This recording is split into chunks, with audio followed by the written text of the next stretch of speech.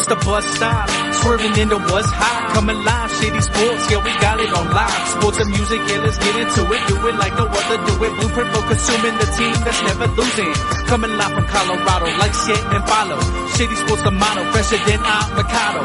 Play by play and ball for ball, we coming to you from afar. Day to day and call for call, we talk about it all. Yeah, this the bus stop, talking sports and hip hop. Jump on the bandwagon, cause we talking what's hot. 8303, Denver, what's happening? We got sports action. Come take a ride with us if you DJ and a rapping. No capping, stay on LinkedIn, bringing sports and rap news. That's news and talking Denver Zuzu.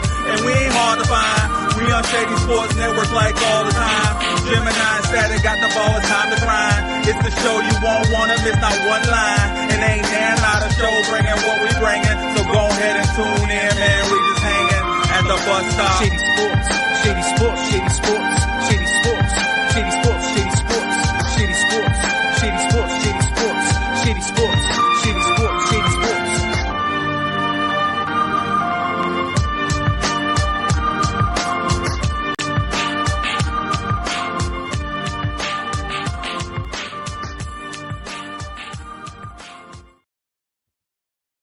Shady Sports, Shady Sports, Shady Sports. What's good, everybody? It is Sunday morning, so you know what that means. We're hanging out at the bus stop, kicking it, and we got nothing to talk about but sports and music, everybody. You know what that is? Hey, the Knicks are up 2-0. Did you guys think? I mean, Statik, I know you saw it coming. You've been predicting this the whole time, but what's going on?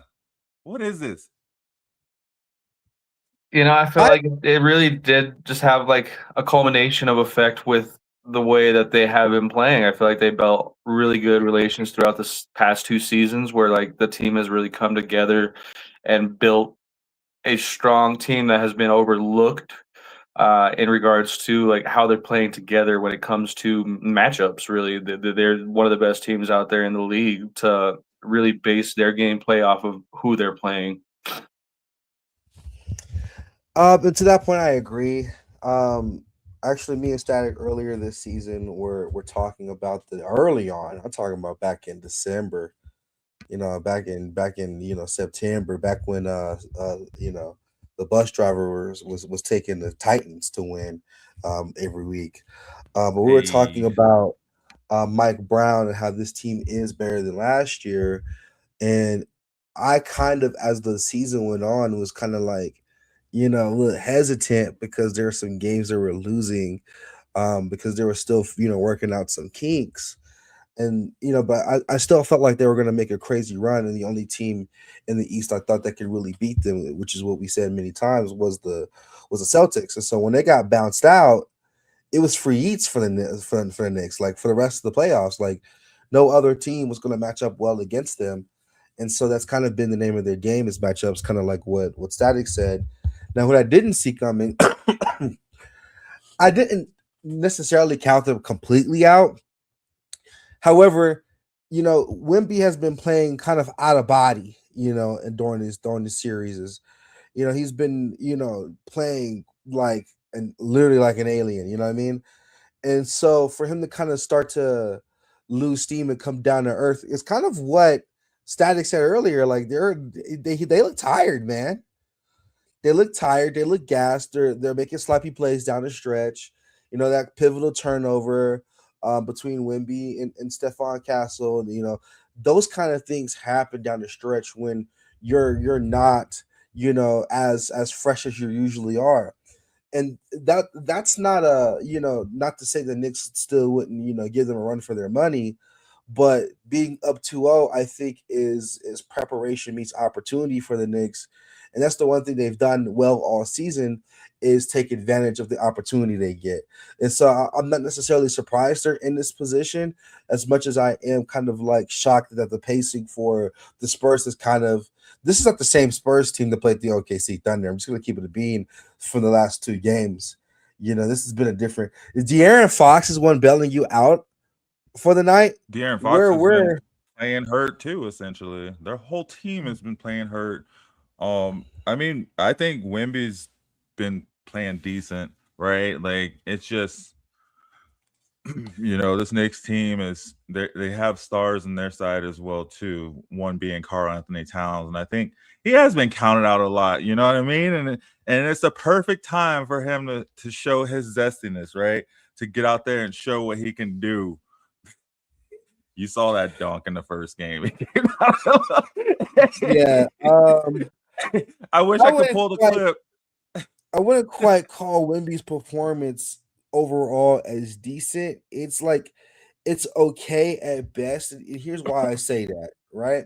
Here's why I say okay at best. He has the efficiency for Wemby has not been great. Like he's not been hot.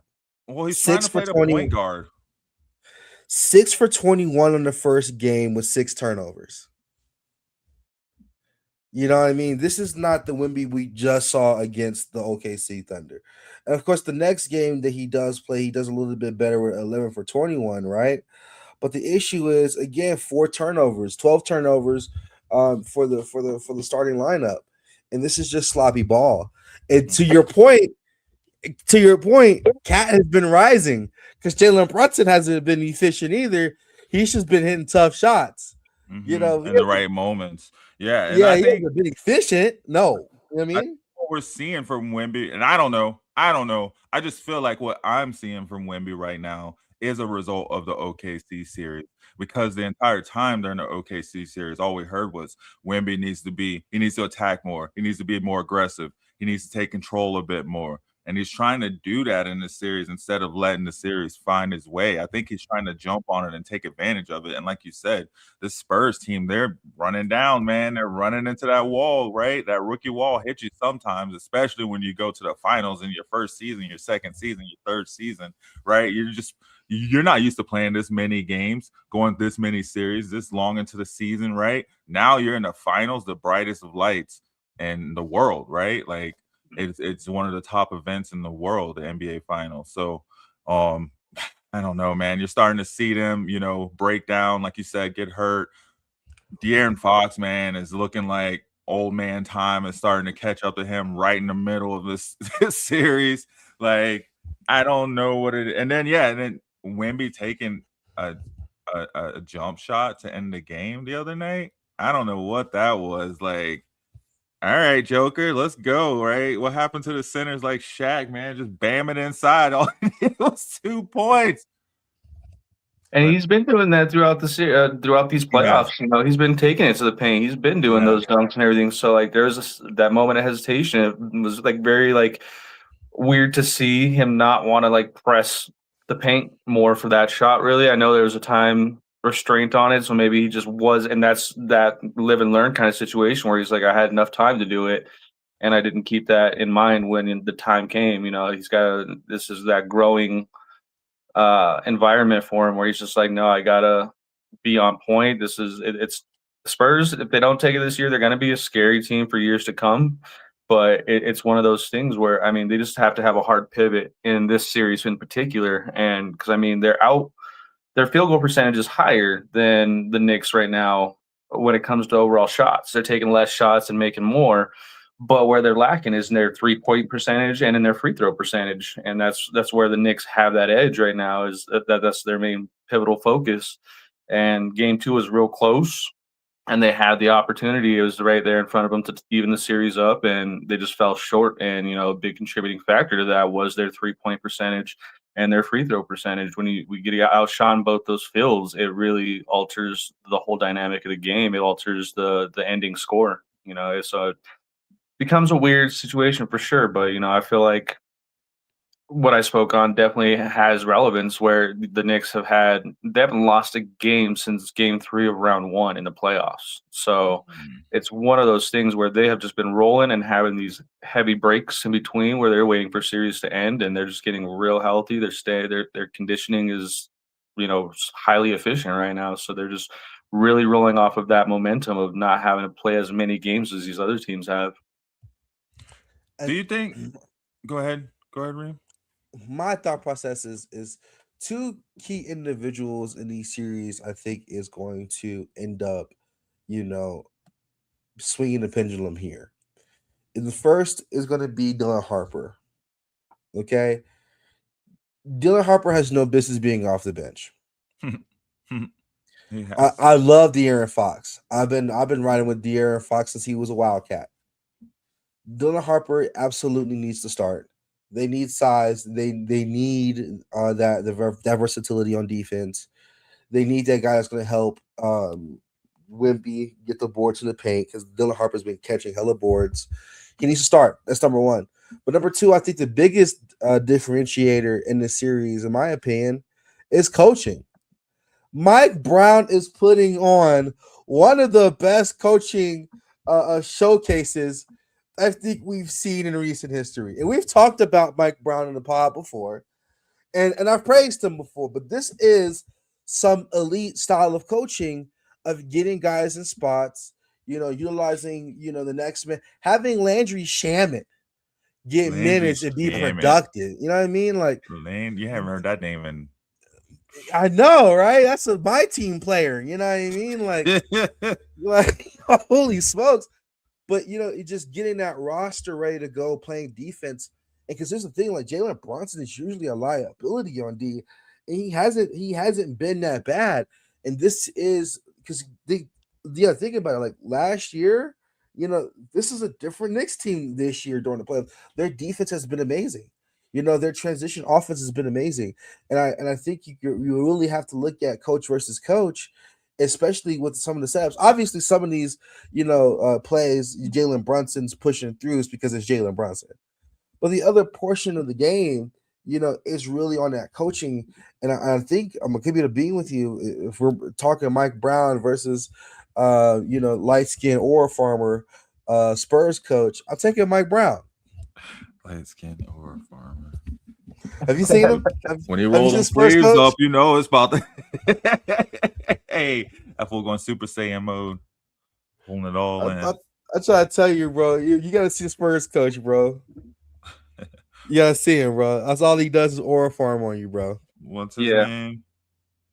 I forgot his name. Some weird name.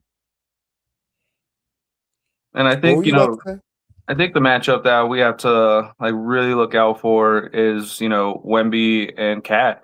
Because we all know that Cat is playing great ball against Wemby right now, but I'm waiting to see if there's got to be that shift because Cat is known for if he has a bad game that can be consecutive and become the consistency where he's getting in his own head. Right now, it's switched right now, and Cat has been getting to Wemby and throwing his whole game off.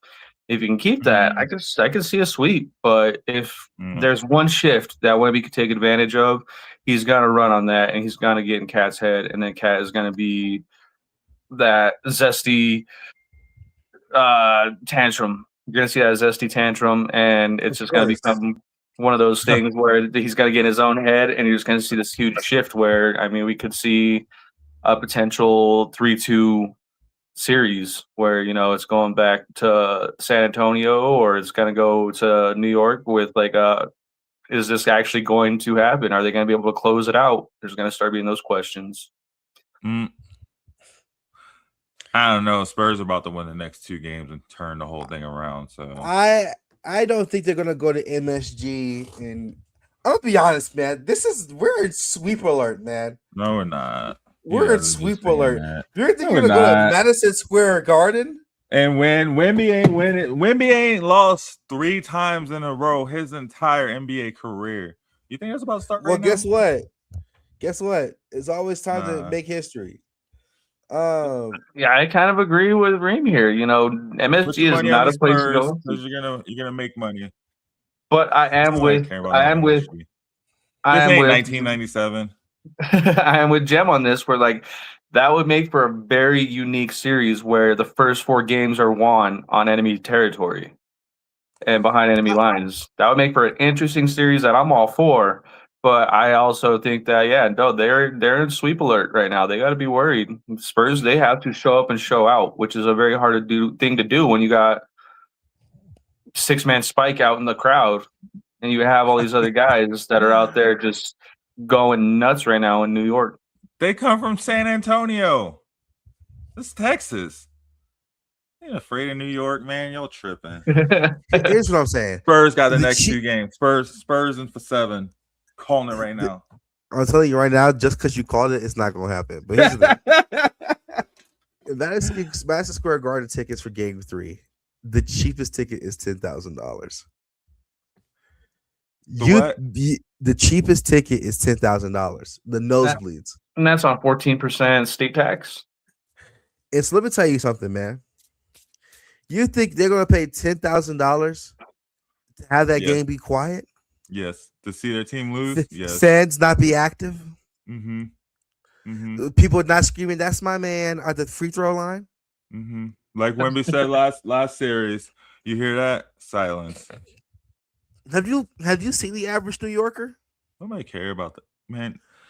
Bro, this is it, man. Nah, this is it.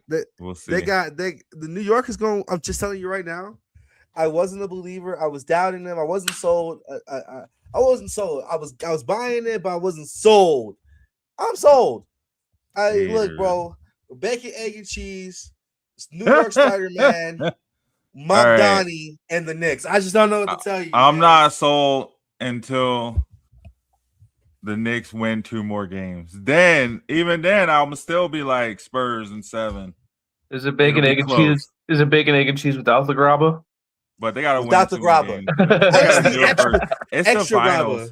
Everybody turned so quick on the Spurs. Look how quickly everybody turned on the Spurs. Yeah, bro. It was, Spurs, they're just going to dominate. Whoever wins this series, this is the finals, they're just going to dominate. Now it's, go ahead and get the brooms out. Go ahead and call the janitor from Abbott Elementary. Go ahead. I'm not going to lie, bro. I'm not going to lie, bro. Brunson, egg, and cheese, bro. I'm not going to lie, bro. I'm not gonna lie, bro. They're looking tough. Here's the thing: even if the Spurs do win the next 2 games, it's still Knicks to 6. Oh gosh, no, it's not. If the Spurs win the next 2 games, they're winning the finals. They're not winning the finals, bro. I think the lights are too bright. This is his LeBron James to Tim Duncan moment. Oof. So the cheapest. So if it goes to Game 5, the cheapest San Antonio ticket in comparison that I'm seeing right now is $1,843. In comparison, not bad. This is Shaq versus the Rockets. I'm telling you now. Yes. Nah, bro. No, Wemby's turning. This is Wemby. This is the alien, bro. How do you do it? I wouldn't say Shaq versus the Rockets. I say Shaq versus Barkley at this point. Shaq versus Barkley. He hates Barkley. I know. That's what makes it so great. Think Wemby gonna start hating Brunson? Think they're gonna start a rivalry, Wemby versus Cat? This Cat's payback right now. The Wolves just dumped them off, told them they didn't want them. Because I'm not gonna lie, I watched that game, bro. I just watched the Spurs just let it slip out of their hands. Both times. Just let it go. Both times. They were up by 19 in the first game. Like they really let it go. Like they really.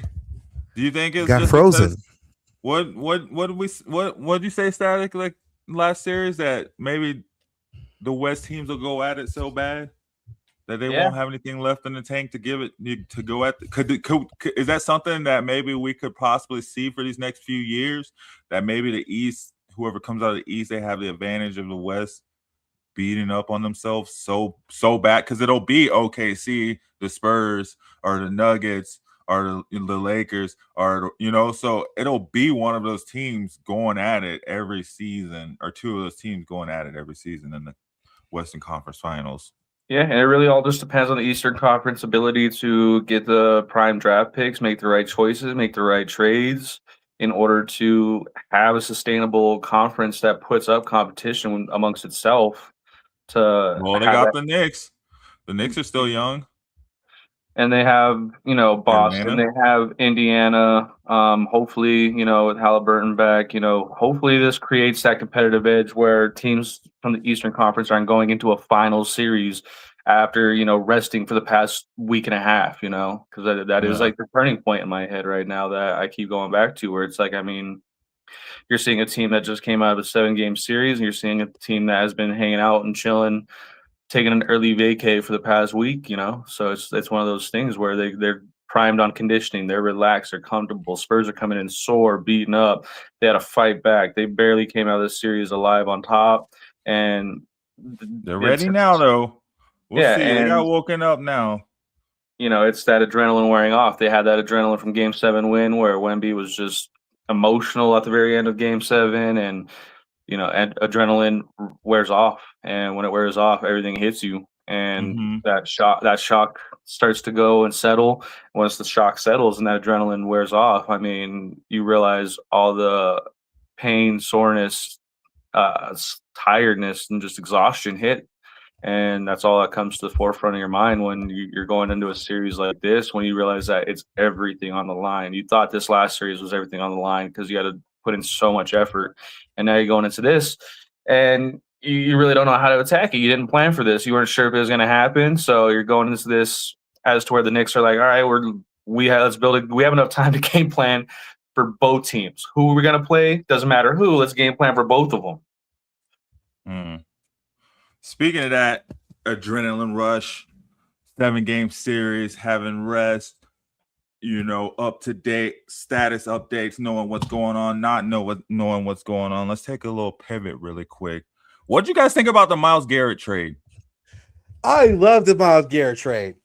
Oh, this is great news for the Rams. I like the Rams. But for the Rams or for the Browns? I thought it was good news for the Browns, first and foremost. I'll just put that out there and let you go.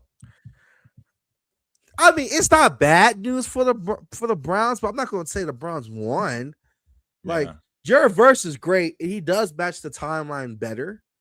But if we're talking like apples to apples here, it's like we're talking about like organic, like, an apple from Sprouts versus like, a red apple from King Supers. I'm taking a Sprouts apple all day, which is Myles Garrett. He's definitely far better player. In my opinion, if not, he's the best player in the league, in my opinion. It's a very short list of players that are more skilled and more impactful on the field as Myles Garrett.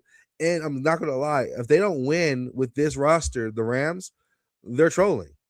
Like I wouldn't call Jared Verse a King Supers apple. I'd call him maybe like a farmer's market apple.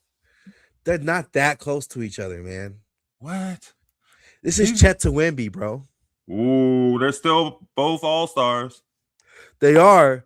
He's younger. He'll want to be there, hopefully. And they got those picks. One of those guys won Defensive Player of the Year, and one of those guys is also top 3 in MVP voting. One is just not. Yo, how come? Where do the Rams get all these first-round picks from? Tell me. How can they trade for every single superstar they want to trade for? Thin air, bro. I'm not gonna lie. Playing Madden out here. And then they still got Brandon Fisk, bro. And if Aaron Donald comes out of retirement, it's over. If Aaron Donald comes out of retirement, you might as well they'll probably lose, though, quite honestly. That's like too many Chiefs. I don't know, man. It's a scary thought, because is super scary. It's a scary thought. Every team that they play, they're gonna go up thinking, how do we guard just these two guys? Like, how are we gonna stop these two guys? It's not gonna be how we stop the team. How are we gonna make these adjustments here? Like, it's just how we time for those two guys. It'll bring back the running back then. Let them get it going. It'll only be for a year. Aaron Donald ain't coming back for multiple years. Get their little Super Bowl and then get it gone. I'm gonna tell you now, man. Having to defend or having to plan against Brandon Fisk, Myles Garrett, and Aaron Donald, you're screwed. You're screwed. And then turn around and defend Puka Nacua, Devontae Adams, and Matt Stafford. I'm not gonna lie, they don't even need those guys, bro. With that defense, they don't. They'll win on fumbles and pick sixes, bro. Highest scoring defense ever. And who they just got that cornerback too? Who's that cornerback they just got, or safety? Forgot. Didn't they just get somebody else too? Like not too long ago? Shit, I might if I was the GM, I'd go all in, make it the nastiest line possible, get Fred Warner. Just get everybody. Just go for it. Why not? Like they probably get everybody. At this point, no BS. Like, just they got the infinity gauntlet of defenders right now, bro. The only people we're missing is the Time Stone and the Soul Stone. If we get Fred Warner and Michael Parsons, we're done. Yeah, no,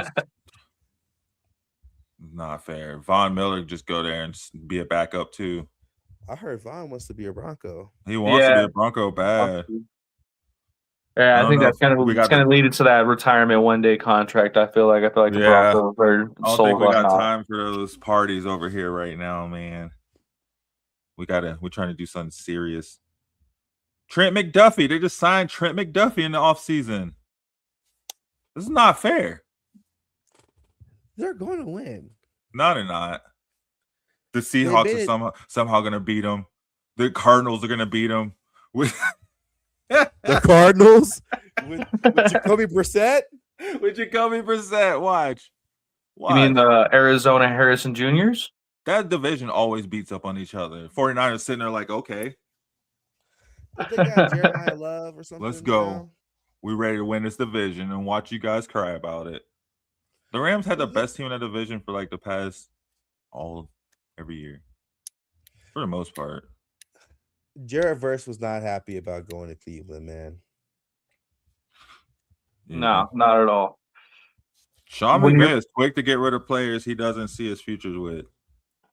He is. I think that's what makes him elite amongst other head coaches other head coaches. And that's what I like about Sean Payton as well, though. I mean, he didn't sit here and inherit this Russell Wilson problem and sit on it and be like, no, he's too paid. I can't get rid. He said, no, if y'all want me, I'm doing changes and I'm changing what I want to change. If y'all lose money, that's on you. You got Walmart money. I'm going to figure it out.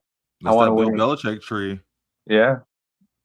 And I love those kind of head coaches where they're willing to make those sacrifices and take those hits to have success instead of sit here and just try and figure it out, make it work.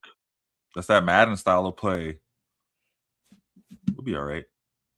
Okay. Hey. You go get Myles Garrett, yeah, you're like, definitely.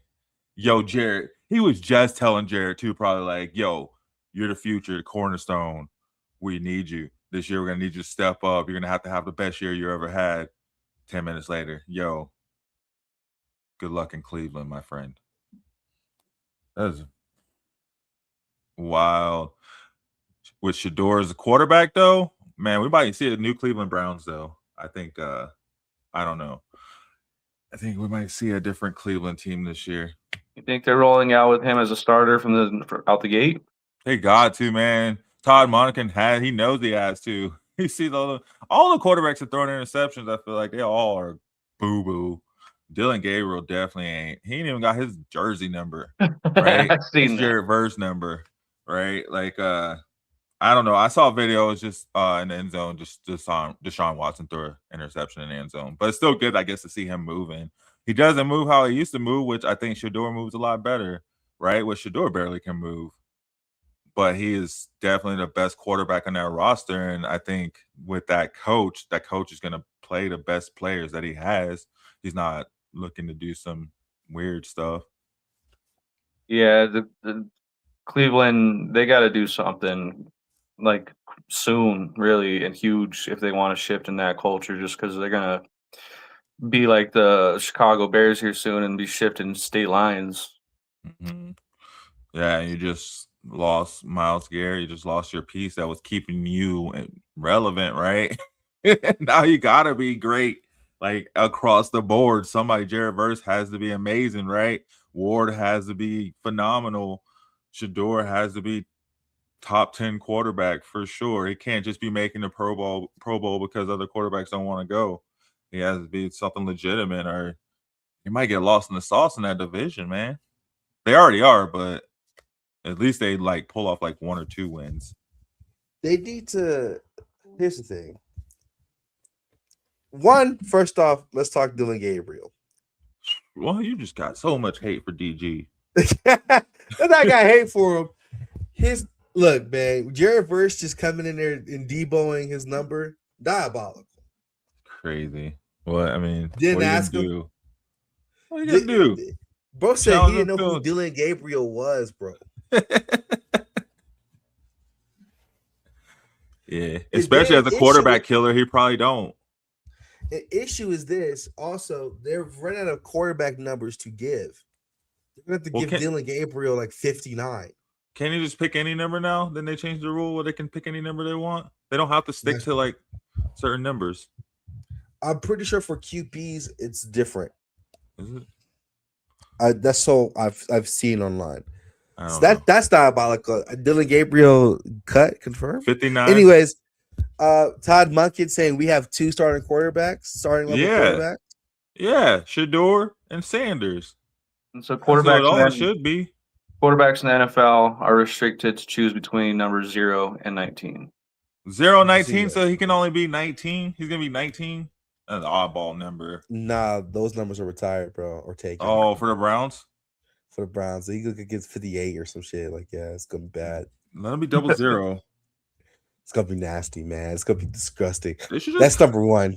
They can't even cut him because he's a 3rd round pick. Who cares? Get him out of here. I don't know. You got him on a cheap. Might as well keep that body around, right? You need camp bodies.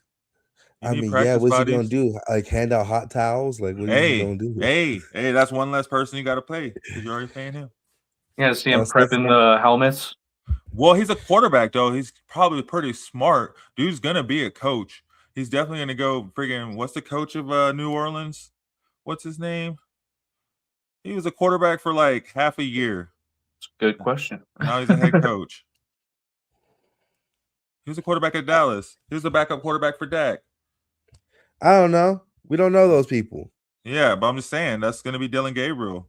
Baby, watch out, bro. He's gonna be head coach in like 3 years.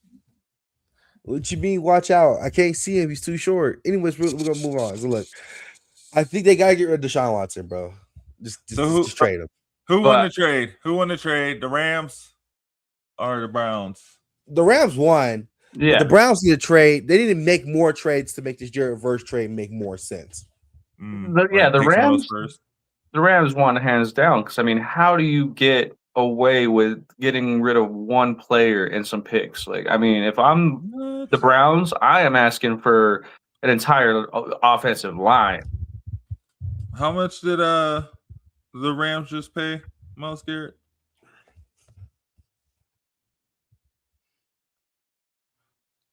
I don't know. They're paying him $37 million per game. It's a lot of money.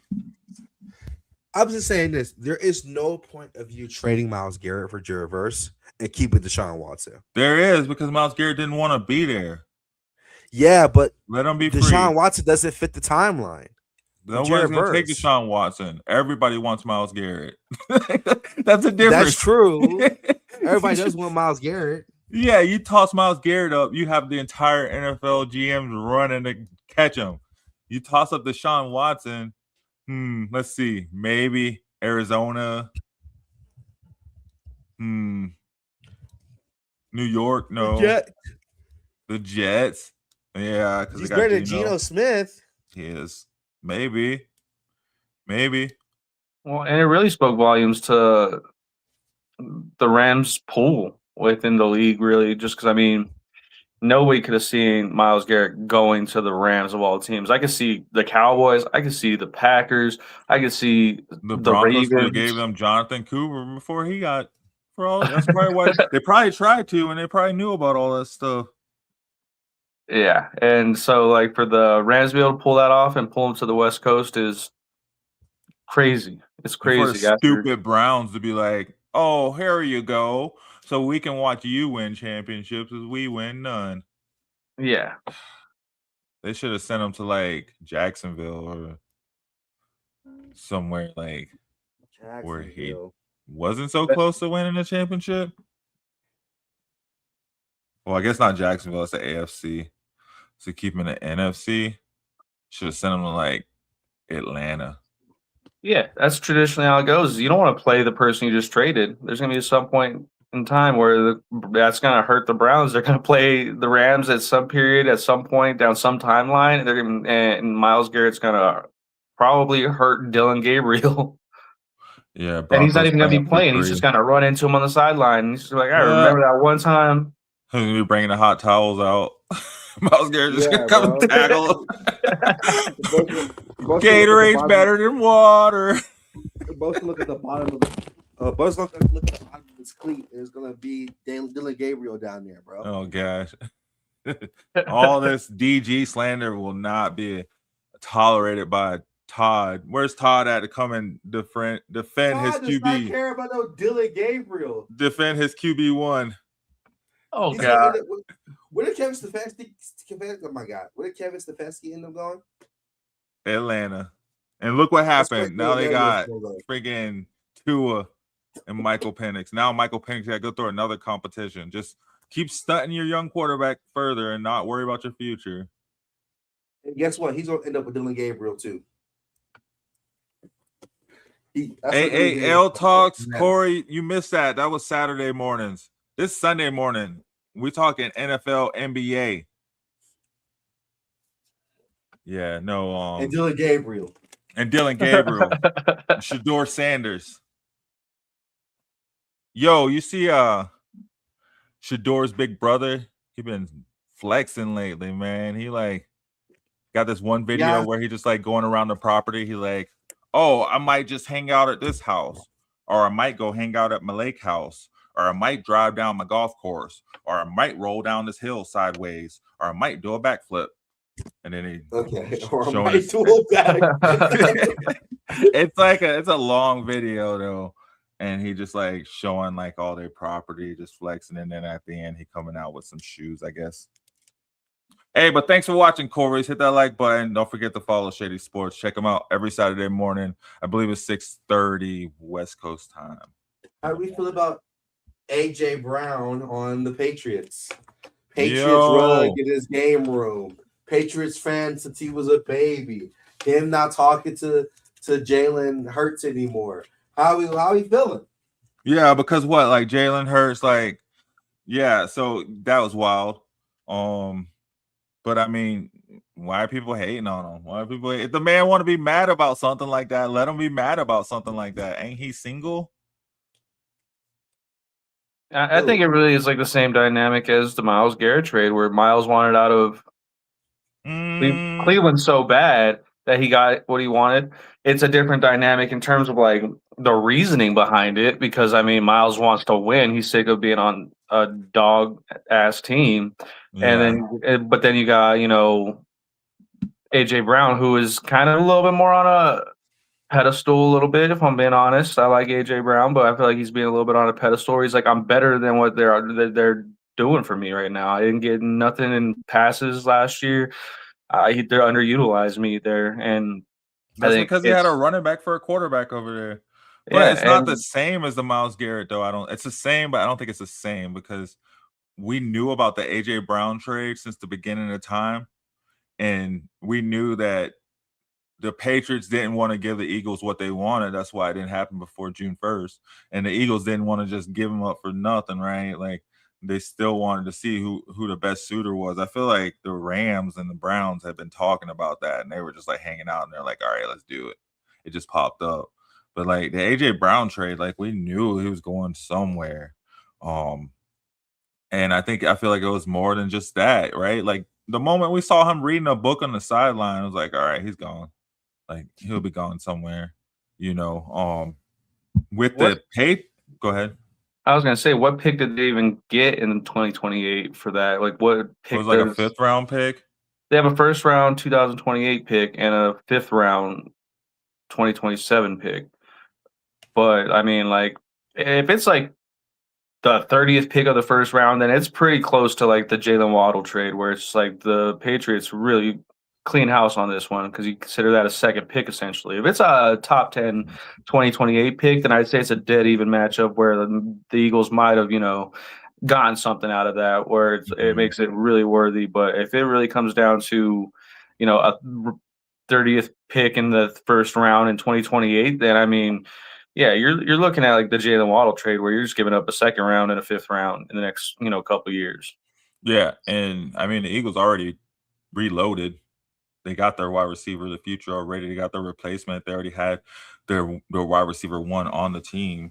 It's not like they needed to go out and use the picks anyway. So I don't think it'll matter too much what the Eagles get out of the picks, but I think they're going to use them wisely. I think it really like helps them to an advantage. With the Patriots, though, we'll see. Like, it does give Drake May a much better target, but I mean, I don't know why everybody's so high up on the Patriots. Like, yeah, they went to the Super Bowl, but that was an easy route they had to the Super Bowl.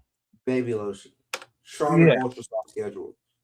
And now it's because they made it to the Super Bowl. Now it's, what do you all really have? What do y'all really got? And I think they realized that, and they're like, we need to load up. We need to get Drake May wide receiver 1. We need to. You're going to see more to come from the Patriots, where they have to, they talk the talk. Now they have to walk the walk. Where now they have to play up against tough teams. They're not going into this next year into the playoffs, 13-4. They're not going. It's not going to be anything like that this year for them. They have competition. They have a schedule that's going to be tough to get them into even, I'd say, the wild card conversation. And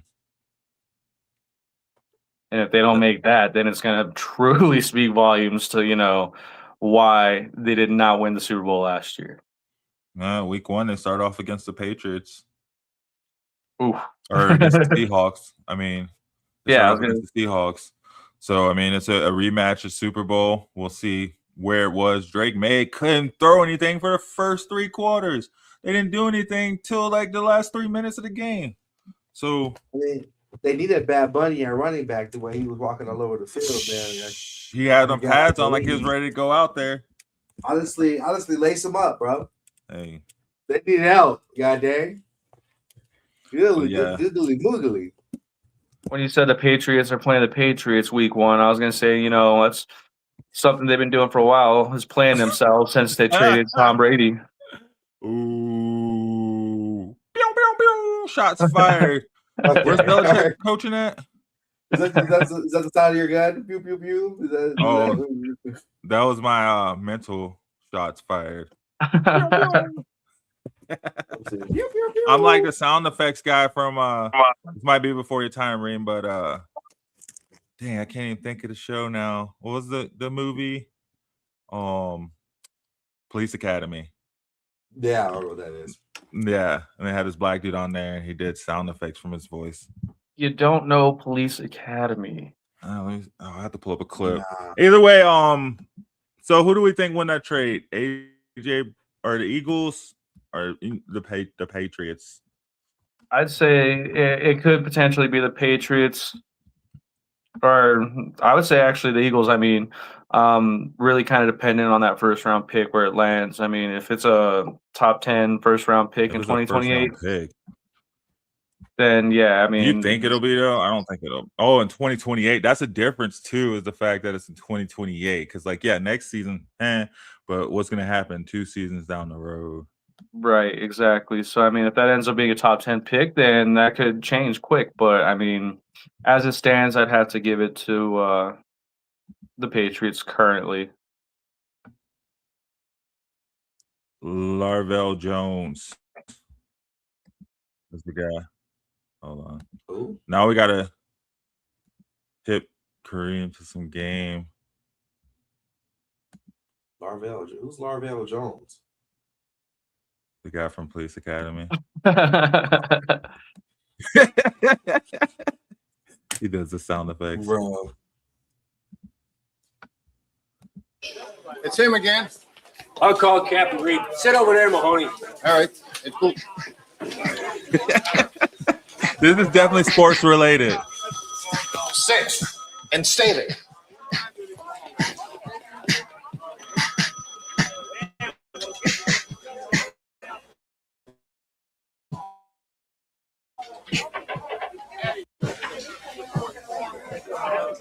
What are you in for?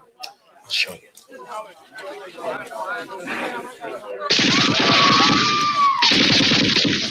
God damn it! Stop that! Oh, no, sir. No, not you. See, don't mine sound just like his? I thought it was pretty Not at all. Dude, that clip said 1984. It said 1984. 1984. It might be before my time. Just a little bit, right? Not too far before your time. That's let's go ahead. Let's 14 take a years break. before my time. Let's take a little quick break really quick. Then come back. Corey had a question. He was asking what we thought about a possible Chet trade.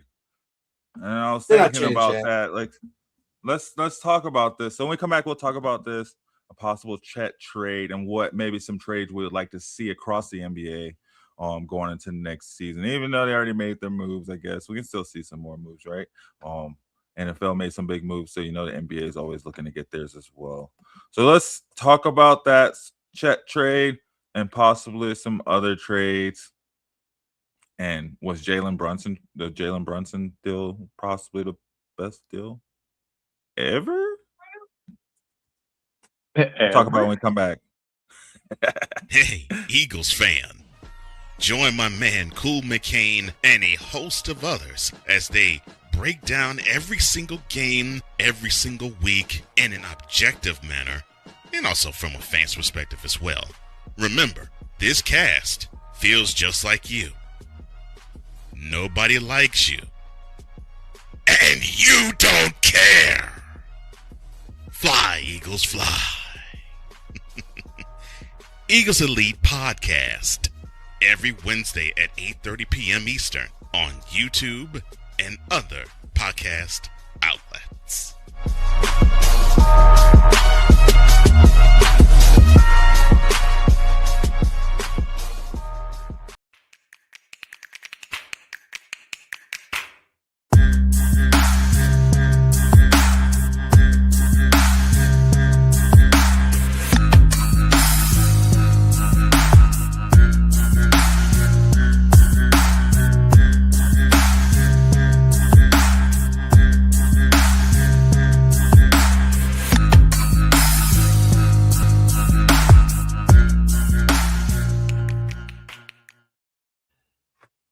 Yeah, I looked it up. Everything it says, they definitely have no plans. There's no rumors. Just fans want to see him traded because he got sunned by Wemby. He did But get sunned, I'm gonna lie. if they were to trade him, it would probably be to Milwaukee for Giannis, right? Yeah. Right? That's I don't know. That's my thought. That's the only place you would trade him or person you would trade him for. Giannis or I mean, I guess there's other players, but yeah, I would just say Giannis is the first one that comes to my mind. I just don't see that lineup with Giannis in it. No, because they're all too inside dominant. They can shoot threes too, but Giannis is that would be wild with Giannis in that lineup. Yeah. He could just run an entire unit by himself, and then they can just have their first unit come off the bench and run as the second unit. Just dog fools. That'd be wild. Yeah. No, well, other than Chet, what are some trades that you guys would like to see across the league? Get rid of Jamal Murray. Hey, you said it. You said it. I just got a 99 Jamal Murray in 2K. And he's still missing 3-pointers, right? He's missing them a lineup because I don't use them. No, yeah, I think that would be a great trade. Even at this point, I wouldn't mind trading away Aaron Gordon and Jamal Murray for Giannis. I don't know. I just want Giannis somewhere gone. See where he goes. But gosh, yeah, I wouldn't mind a trade of Jamal Murray. I wouldn't mind seeing the entire Mavs getting traded away. Besides Cooper Flag, I'd like to see Klay Thompson and Kyrie Irving go somewhere. Ooh, bring them both here. I'll take Klay Thompson here in Denver. That'd be dope. I'll take a shooter. Yeah. No. Shooters go shoot. I don't want him. What? I don't want him. They don't. That's why they didn't go after him. But I would take him. No, bro. You got one time. You got one time to see him throw up like a early in the year tour date. like a 117, like a 16. It's the nostalgia. You just remember that's half the Splash Bros, bro. I mean, he ain't flashing much of nothing now. Hey, if you get a chance, I'd take that over what we had shooting in our playoffs. Did you see what we had shooting? Christian Brown was afraid to shoot, bro. We had no shooters. I can't think of any shooters. Bruce Brown wasn't shooting. I'll tell you like this. Remember what Christian Brown said that it was his fault? It was his fault. Hey, that's our team leader, bro. Don't you talk about our fearless leader, Christian Brown. I wouldn't mind seeing him traded. I wouldn't mind seeing Christian Brown traded, though. But the thing is the contract hasn't even kicked in yet. No way, no way y'all pay Christian Brown that much money, bro. That's why Peyton Watson's so mad. It's so stupid. Yeah, and that's the thing that they do. That's the Nuggets' downfall right now is that they rush into decisions. I don't know what their deal is with just like holding off and making the right choice over the quick choice. They did it with the head coaching position. Like, I love Adelman, but I don't think he is the man for the job. I think he's a great assistant coach. I think he adds everything to what we need from an assistant coach perspective, but we need a real head coach. We need a dog. We need a Mike Malone type coach, right? We need a great we need a Greg Popovich style coach. An OG, triple OG, putting the pieces in, chess and badminton mixed together. Okay. All right. I'm not with it. I'm not following, bro. somehow I'm not following. Yeah, I just think they didn't want to go. They didn't want to bring in a coach that would overshine Joker. We need a Mike Brown, right? A coach that just wants to be a coach, gosh. That doesn't want to come out there and be a star of the team. Just does his role and does it well. Yeah, I think we just need that coach that the players can rely on, where Jokic knows he doesn't have to go into a timeout talking to all the players and talking them up. Because the coach is sitting there biting his nails. Yeah. Exactly.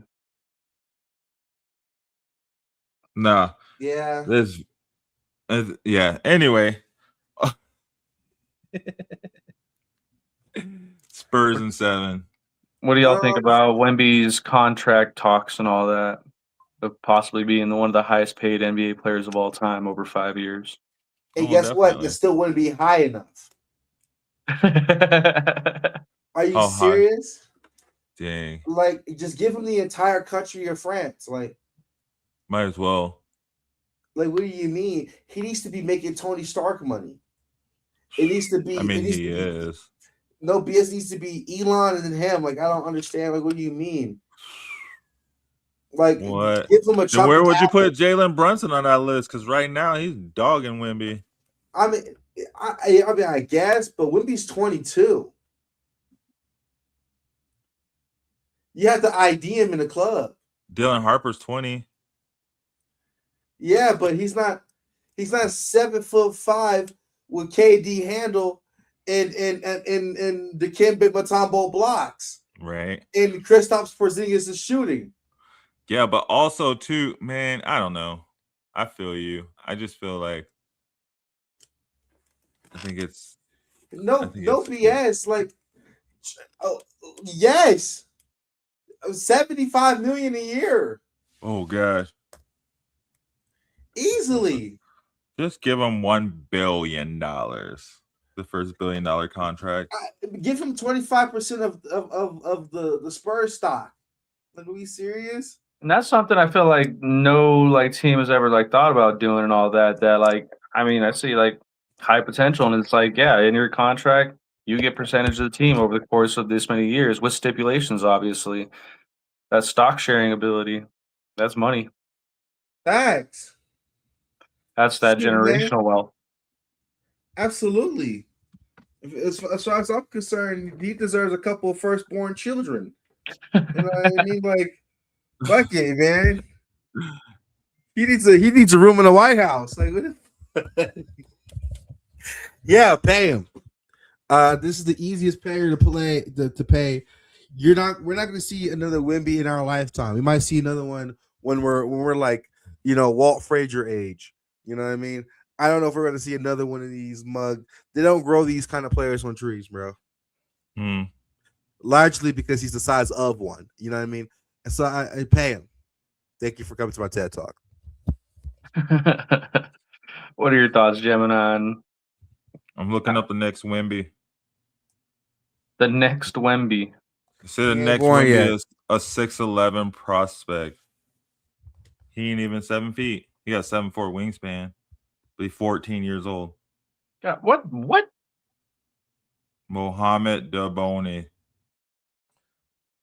Mohamed Daboni? Daboni. From Barcelona. Or he played for Barcelona.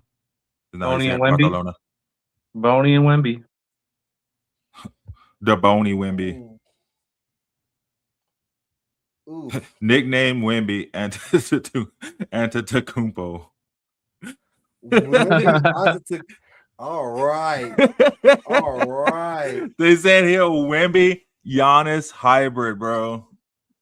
And that's what it's going to take, these big giants just to come and go against Wemby, right? Like, now you're going to have to put big bodies against them. That's what we're seeing with Cat. We saw Harkenstein try to do it, but it's Harkenstein. He ain't on Wemby level. He just got the body. No, Cat's showing us a true test of what can be done when you do have a star with his own capabilities and the size. He can hold his own. Wemby still got almost 30 points. Wemby still got over 25 points in both games. He still got buckets. So Cat did not shut him down, period. But he slowed him down. You think you think the Wolves are kicking themselves right now for that trade? No, because they're happy with Ant-Man. They just got to find another big guy. They got to get rid of Rudy. Well, they had Ant-Man and Cat. I know, but it was Cat team. It wasn't Ant-Man's team. It's still an Ant-Man's team, and don't feel like they're just slipping further and further down the power rankings because they were built to beat the Nuggets. That was their whole thing.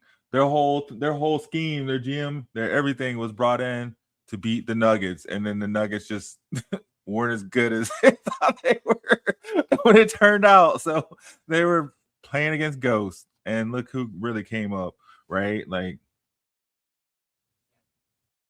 because they had Cat, they probably would have regulated something in this series. Obviously, we see like the Ant-Man Cat duo. Come on, if we see Jalen Brunson and Cat cooking like this, man, I don't know. What's his name? Corey says, "What do we think about the Cowboys' defense this coming year, guys?" They suck. Who's Cowboys' defense? What's so good about them? Dang, why you take that question personal? Well, I'm just saying, I don't think they brought in anything big to their defense. Their offense is freaking. What makes them different? Like, dang, man. I'm over here talking about, you know what I'm saying, Cat taking over the league. You know what I'm saying?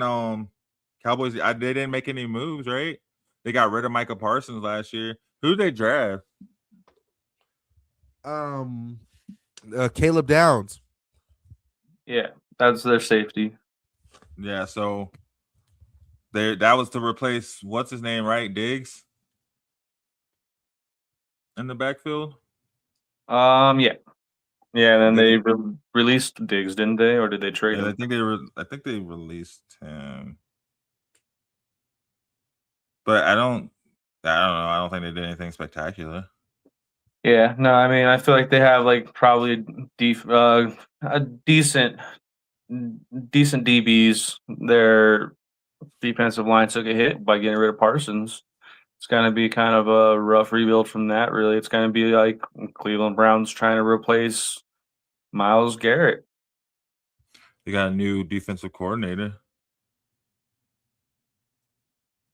Let's see. I mean, but Dallas always have like a decent defense.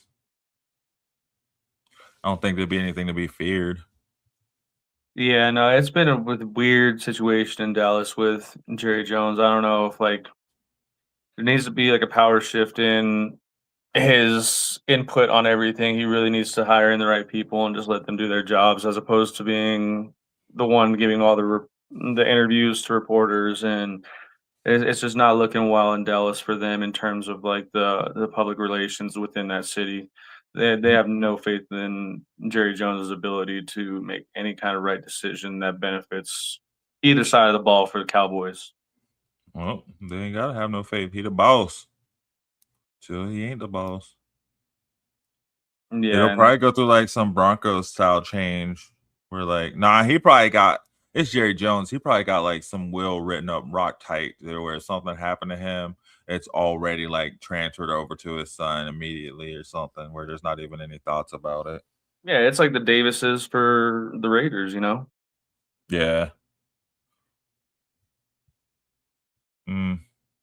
I mean, Corey, you a Dallas fan? Is that what it is? He said he was on the East Coast. So you might be in Virginia. If you're on the East Coast as a Dallas fan, right? I'm guessing.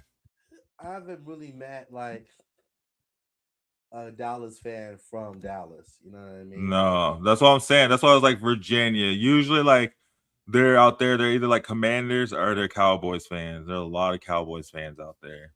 Oh, the Dallas Cowboy fans come from El Paso. Dang, El Paso, I want some tacos. The Cowboys fans are annoying, I will admit. Are they worse than Lakers fans? What's worse? Question, huh? Better question is, are they worse than Broncos fans? What's worse? Lakers, Broncos, Raiders, or Cowboys fans? Or Yankees fans? I'd say Eagles fans. I only know one. I only know one humble Eagles fan, and that is Sam Shady himself. Yeah, and he ain't even humble. You look at that chat, bro. He is definitely an Eagles fan. Nah, I'm not even convinced Dallas fans know how to spell the word Dallas. Dallas. I'm over it. DAL-less. No. CHOKE. It's like when I was in Memphis, all these Bulls fans. Ain't even been to Chicago. Never seen a bull. You don't even know a bull and the relationship between a bull and the cow. Couldn't tell me. It's like CU fans though. At the same time, like, is it a buffalo or a bison? Is it a bison? It's the Buffs. What's a buffalo? It's literally the Buffs. But it's a buffalo a bison, or is a bison a buffalo? No, aren't they different? Good question. Yeah. Facts. I'm not answering it. I'm not answering it. I'd rather let you think on it. The bison is a buffalo. What the hell? Is a hot dog a sandwich? I mean, no. I can keep going. Sometimes, actually, I did make a hot dog sandwich yesterday because I didn't have buns. What? I had. Don't say that on air, bro. Like, the kind of budget. I had was some ciabatta bread. That's the kind of budget we work with. It's the budget we're working with right now, all right? Right. I ran out of buns. I didn't have no buns here. What was I supposed to do? A chiglizzy is crazy, bro. I didn't have, bro. I had to cut it down the middle. What? I cut it 4 ways. Pack it up. Isn't that just spam? Bro. Isn't that just potted meat at that point? No. Oh man. No. Bro, say yeah. I had a chiglizzy just yesterday. What? Foot long, bro. What? They had the glizzy eating challenge. There's no way you're eating 12 inches of glizz, bro. It's just I can't believe it, bro. What would you do? There's no way for a Klondike bar. All right. There's no way you were tired of the glizz after the first 4. That's the glizz. That's a glizz. That's the glizz glaze right there. Yeah, bro. There's no way you ate a ciabatta glycinator like this. Oh man. AI must have heard you. Oh, shoot. Oh Did man, it give you a Pull it commercial? up. Yeah. That was you yesterday, bro. This is the live replay. Bro, it Oh. was a hot dog. It was a regular size hot dog. Bro said a foot long. Oh man, it was the double foot long. Bro, All right, bro ate 12 inches of glick. Oh, what about Odell Beckham signing with the Giants? Re-signing with the And- Giants. Do we think Malik Neighbors is going to be ready by week one? no, You guys know about that? I don't think. I think he could be like playable. I don't know if he's gonna be ready if they rush him out there. I don't know if he'd be playable. He couldn't even run around bases. Yeah, that knee does not look good, bro. In that baseball. I thought it was like, is this dude knock knee? Is he bow leg? What's going on? He both of them at the same time. Walking around like he just wobbling in and out.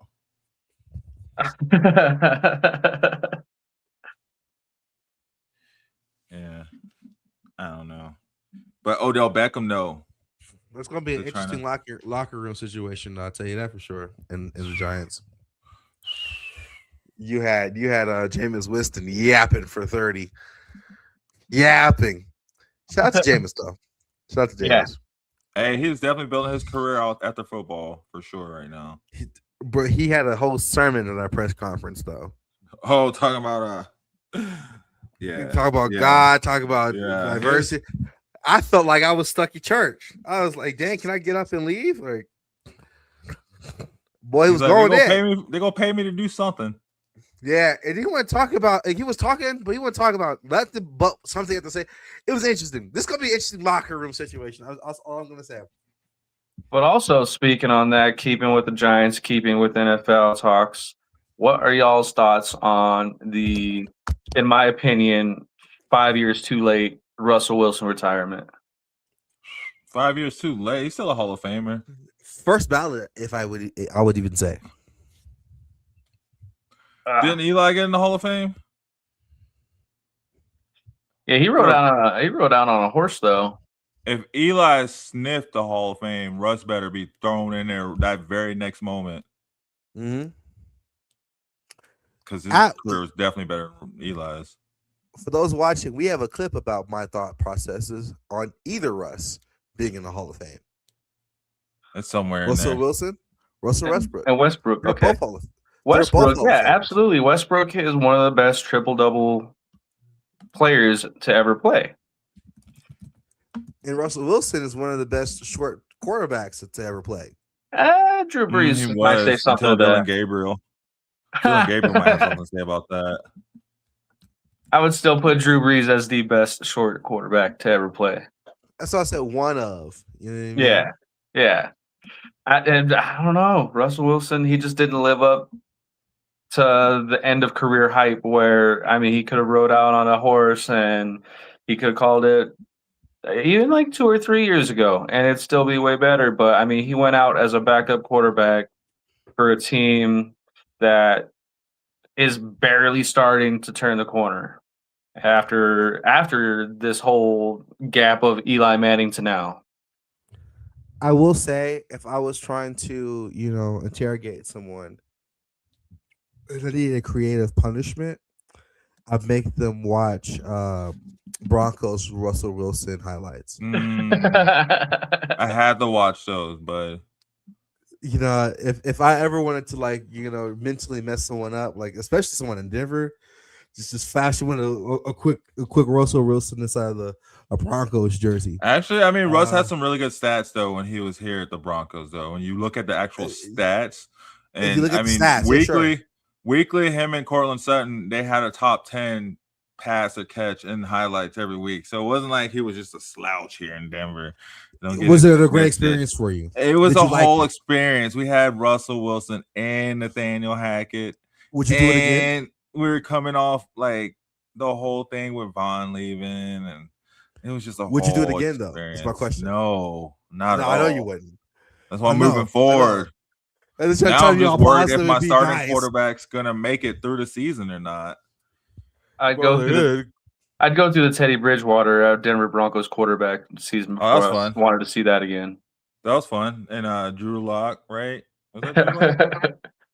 I think it might have been. I think Bridgewater got, I think maybe in concussion protocol or something at one point, and then that brought in Drew Lock, and then he had his Young Jeezy moment, and then at that point he just became the hype of the town, and then we shipped him out to Seattle.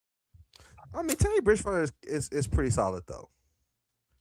He's been even like this throughout his career. You know, just very solid. Yeah. That sounds like you're talking about Kirk Cousins right now.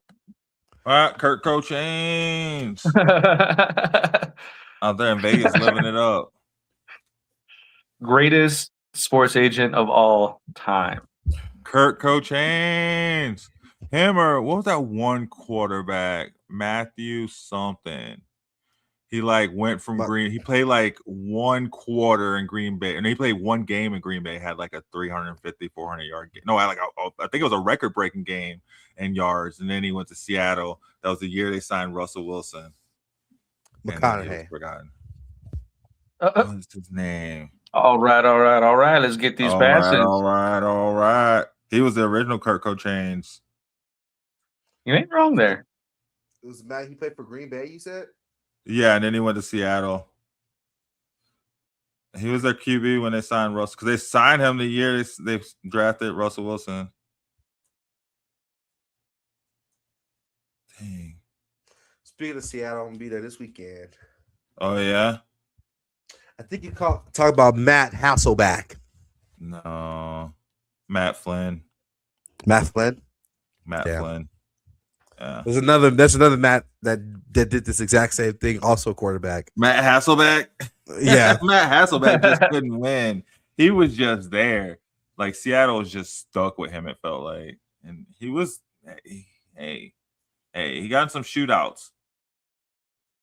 That's how I felt like Rich Gannon was, though. He got stuck with the Raiders. If he'd been anywhere else, he'd have multiple rings. Dang, you guys going back, taking it way back. I think you get Hasselbeck. Castleback? Stephon Castle. Speaking of a Castle transition, Stephon Castle. Smoothest transition in podcast history. Will he be playing? Do you think he'll play tomorrow night? Yeah. Or is it tonight? Is the game tonight or is it tomorrow? Tomorrow night. It's a 3-day split every time they go to a different state. Why do they need rest, bro? I get paid like 1% of what they get paid, and I do never get a 3-day rest. I mean, hey man, be 6'7" and dunk. I don't know. I know. I'm trying. There's a surgery. I'm gonna get my knees. When y'all see me show up, don't act like it's new. I've been that height my whole life. We could be 1, 2, and 3, man. Static is solid 6'5". I'm like, hey, I'll come off the bench, bro. I'm practice squad material all day. Let's go. I'm chucking it, Kobe. Anyways, Stephon Castle. Yeah, they gotta win this next game, man. I'll keep it spade a spade. Just. Who's their start? What does their starting lineup need to be for them to win the next game? Dylan Harper, Stephon Castle, Devin Vassell. I would say Julian Shapani, then Victor Biama. What? Oh, and then Victor. Who's coming off the bench? They need bench. How do the Spurs make it this far with no bench? Devin Vassell. Not Devin Vassell. Yeah, Devin Vassell. No, sorry, he started. De'Aaron Fox, Keldon Johnson. Who? Carter Bryant. Carter Bryant. Luke Cornett. Dang. I got that 100 overall Luke Cornett card, bro. Go hard in the paint. Let's go. Jem's like, no, just keep Wemby in the whole game, no breaks. Go hard on them boys. Got to, man. Salute. I would agree with you, honestly. I think Cornett ain't coming in, unless you're too big, you're going two bigs. Spurs I'm tripping. Harrison Barnes at power forward. Did he play in? I feel like he didn't play the last game. I feel like he was in like a hoodie every time I saw him the last game. Did he play? I think so. I think so. All right. Knicks. What do Knicks need to do to close out this series? Take it in 6. It's the worst thing they'll do. As far as taking it this series, though, keep doing what they're doing. Keep putting the pressure on them. Keep playing through. That was gonna be my response exactly. Change nothing. Keep doing what you're doing. Take advantage of the matchups. Get your players involved. If Cat keeps passing like that, keep doing it. Cat keeps bringing Wemby out of the paint. Keep doing it. You know, get these flex forwards and flex guards involved. You know, Jalen, what's it? Jose Alvarado minutes was great. You know, Landry Shamet minutes was great. Just keep doing. Mitchell Robinson being a big body. Put Cat at the power forward spot. You know, let Josh Hart still be, you know, that scrappy, undersized, you know, energy guy. And just keep running it, man. Just keep running them out the gym. Keep using those fresh legs. Keep running that transition. You know, keep putting, you know, Wemby and the rest of the team in bad spots to make them set up for jumpers. They've been doing that very well. You know, it just don't let the paint be open, man. Just keep making them settle and keep pushing them off their game because that's not their game. Their game isn't necessarily we're just going to jump shoot you to death. Their game is to run and slash and kick, but they're cutting that off. If you keep doing that, dude, they're going to win, bro. And they're running the Spurs out of the gym. You think the Knicks were the younger team, the way it's looking too. Do you play a Halley ball? Is this man? Do you think this is the Knicks' best chance at a title, or do we feel like the Knicks? Because man, they've been building up to this the past few years, right? Like they made it to the Eastern Conference Finals last year. They made it to I think the year before the Eastern Conference Finals also, or ever since they got Jalen Brunson, they've been growing up each year, but they've also had to go up against those juggernauts, like you guys have said, the Boston Celtics, the, you know, angry Giannis, stuff like that. Like, do you think this is maybe their best chance if they don't get it this year? It's this one, they're going to get it this year. 2, they're going to get it this year. But 3, if they don't get it this year, this is their best year to get it. I don't think these players get better next year. I think it gets harder and harder the more years after this year. So they need to. They're halfway there. Get it done. They still got 5 more games to go. And let me remind y'all, this is the last year. Or I guess this is the last opportunity for a team to go back-to-back titles before we hit a decade since the last team to win back-to-back titles. It has been a different champion every single year since the Golden State Warriors in 17 and 18. Dang.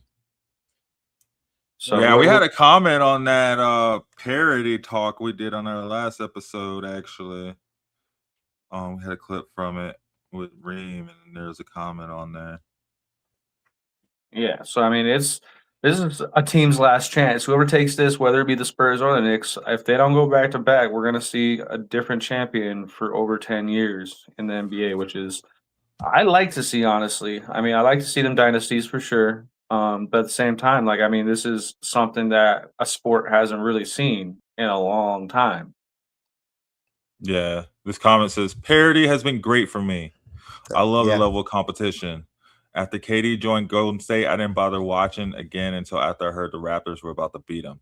I look back at the start of the season now, and it's like, man, I would never put the Knicks in the finals this year, let alone still in 2 games on the other team's home court to start the series. Just great basketball.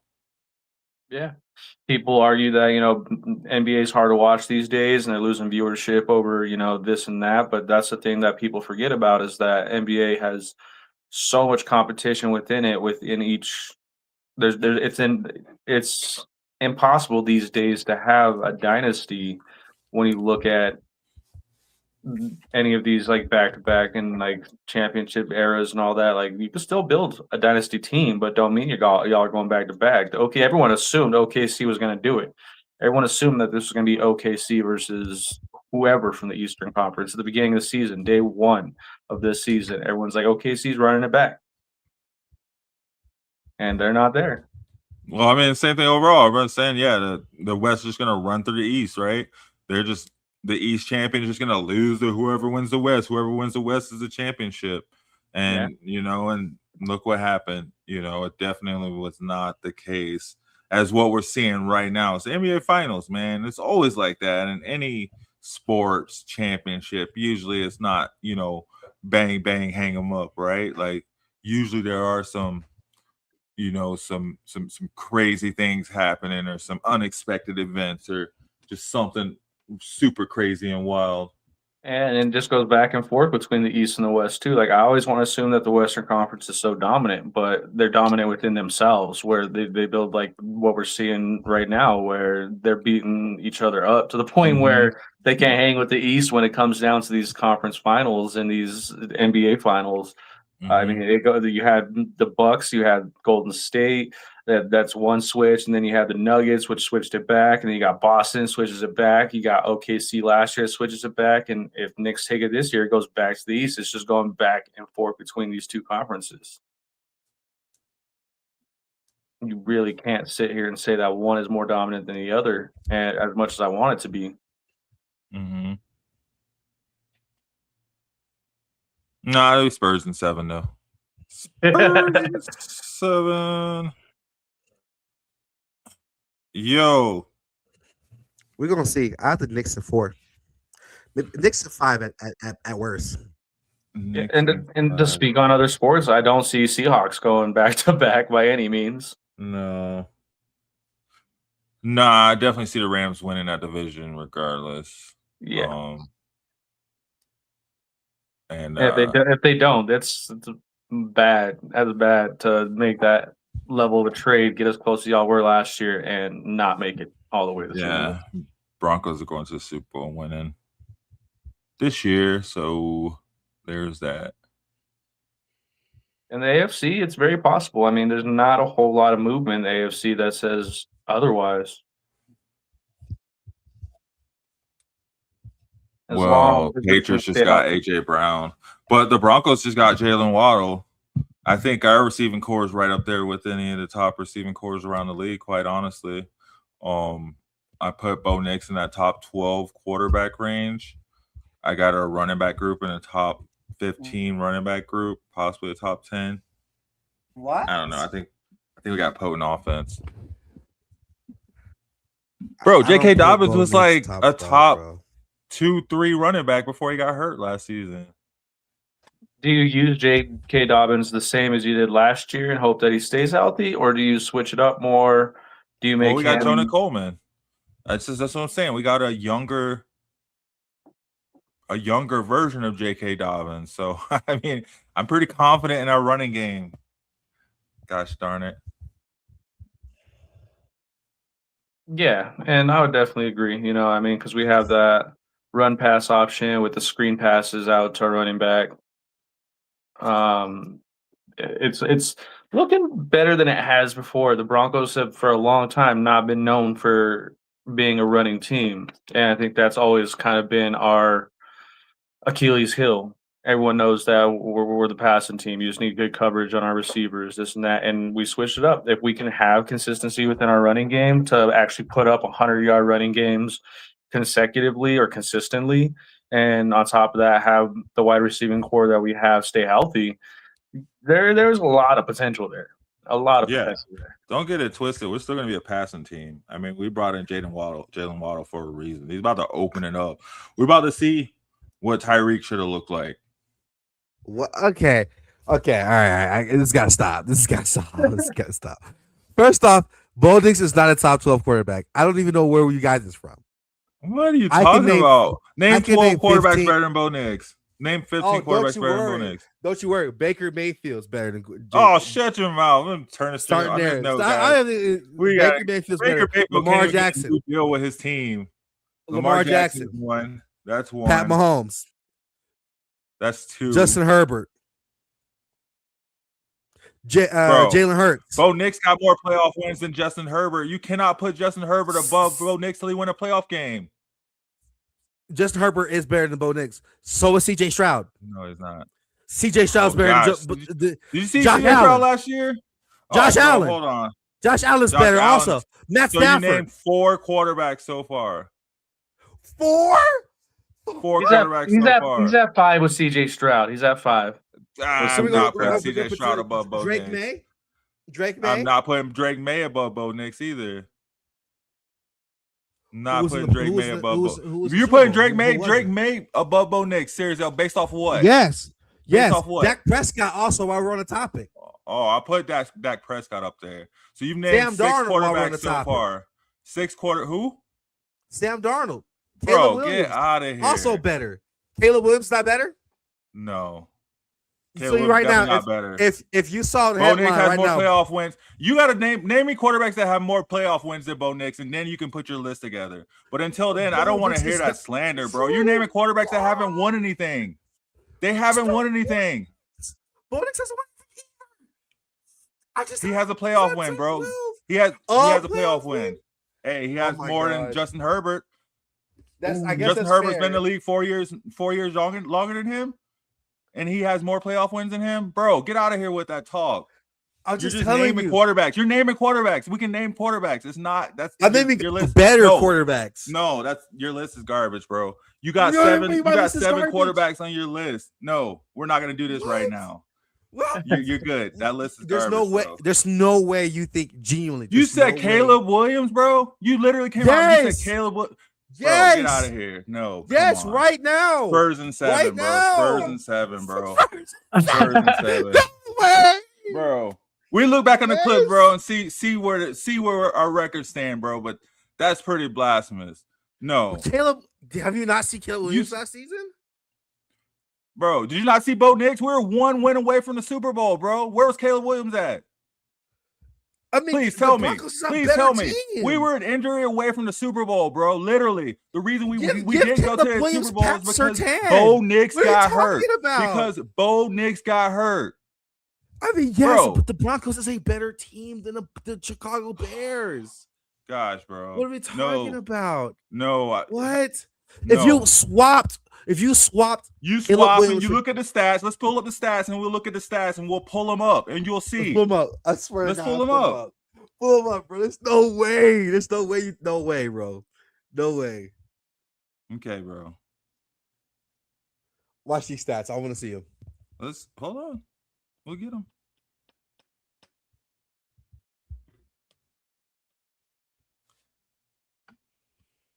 While we Caleb wait, Williams stats. No, not while we wait.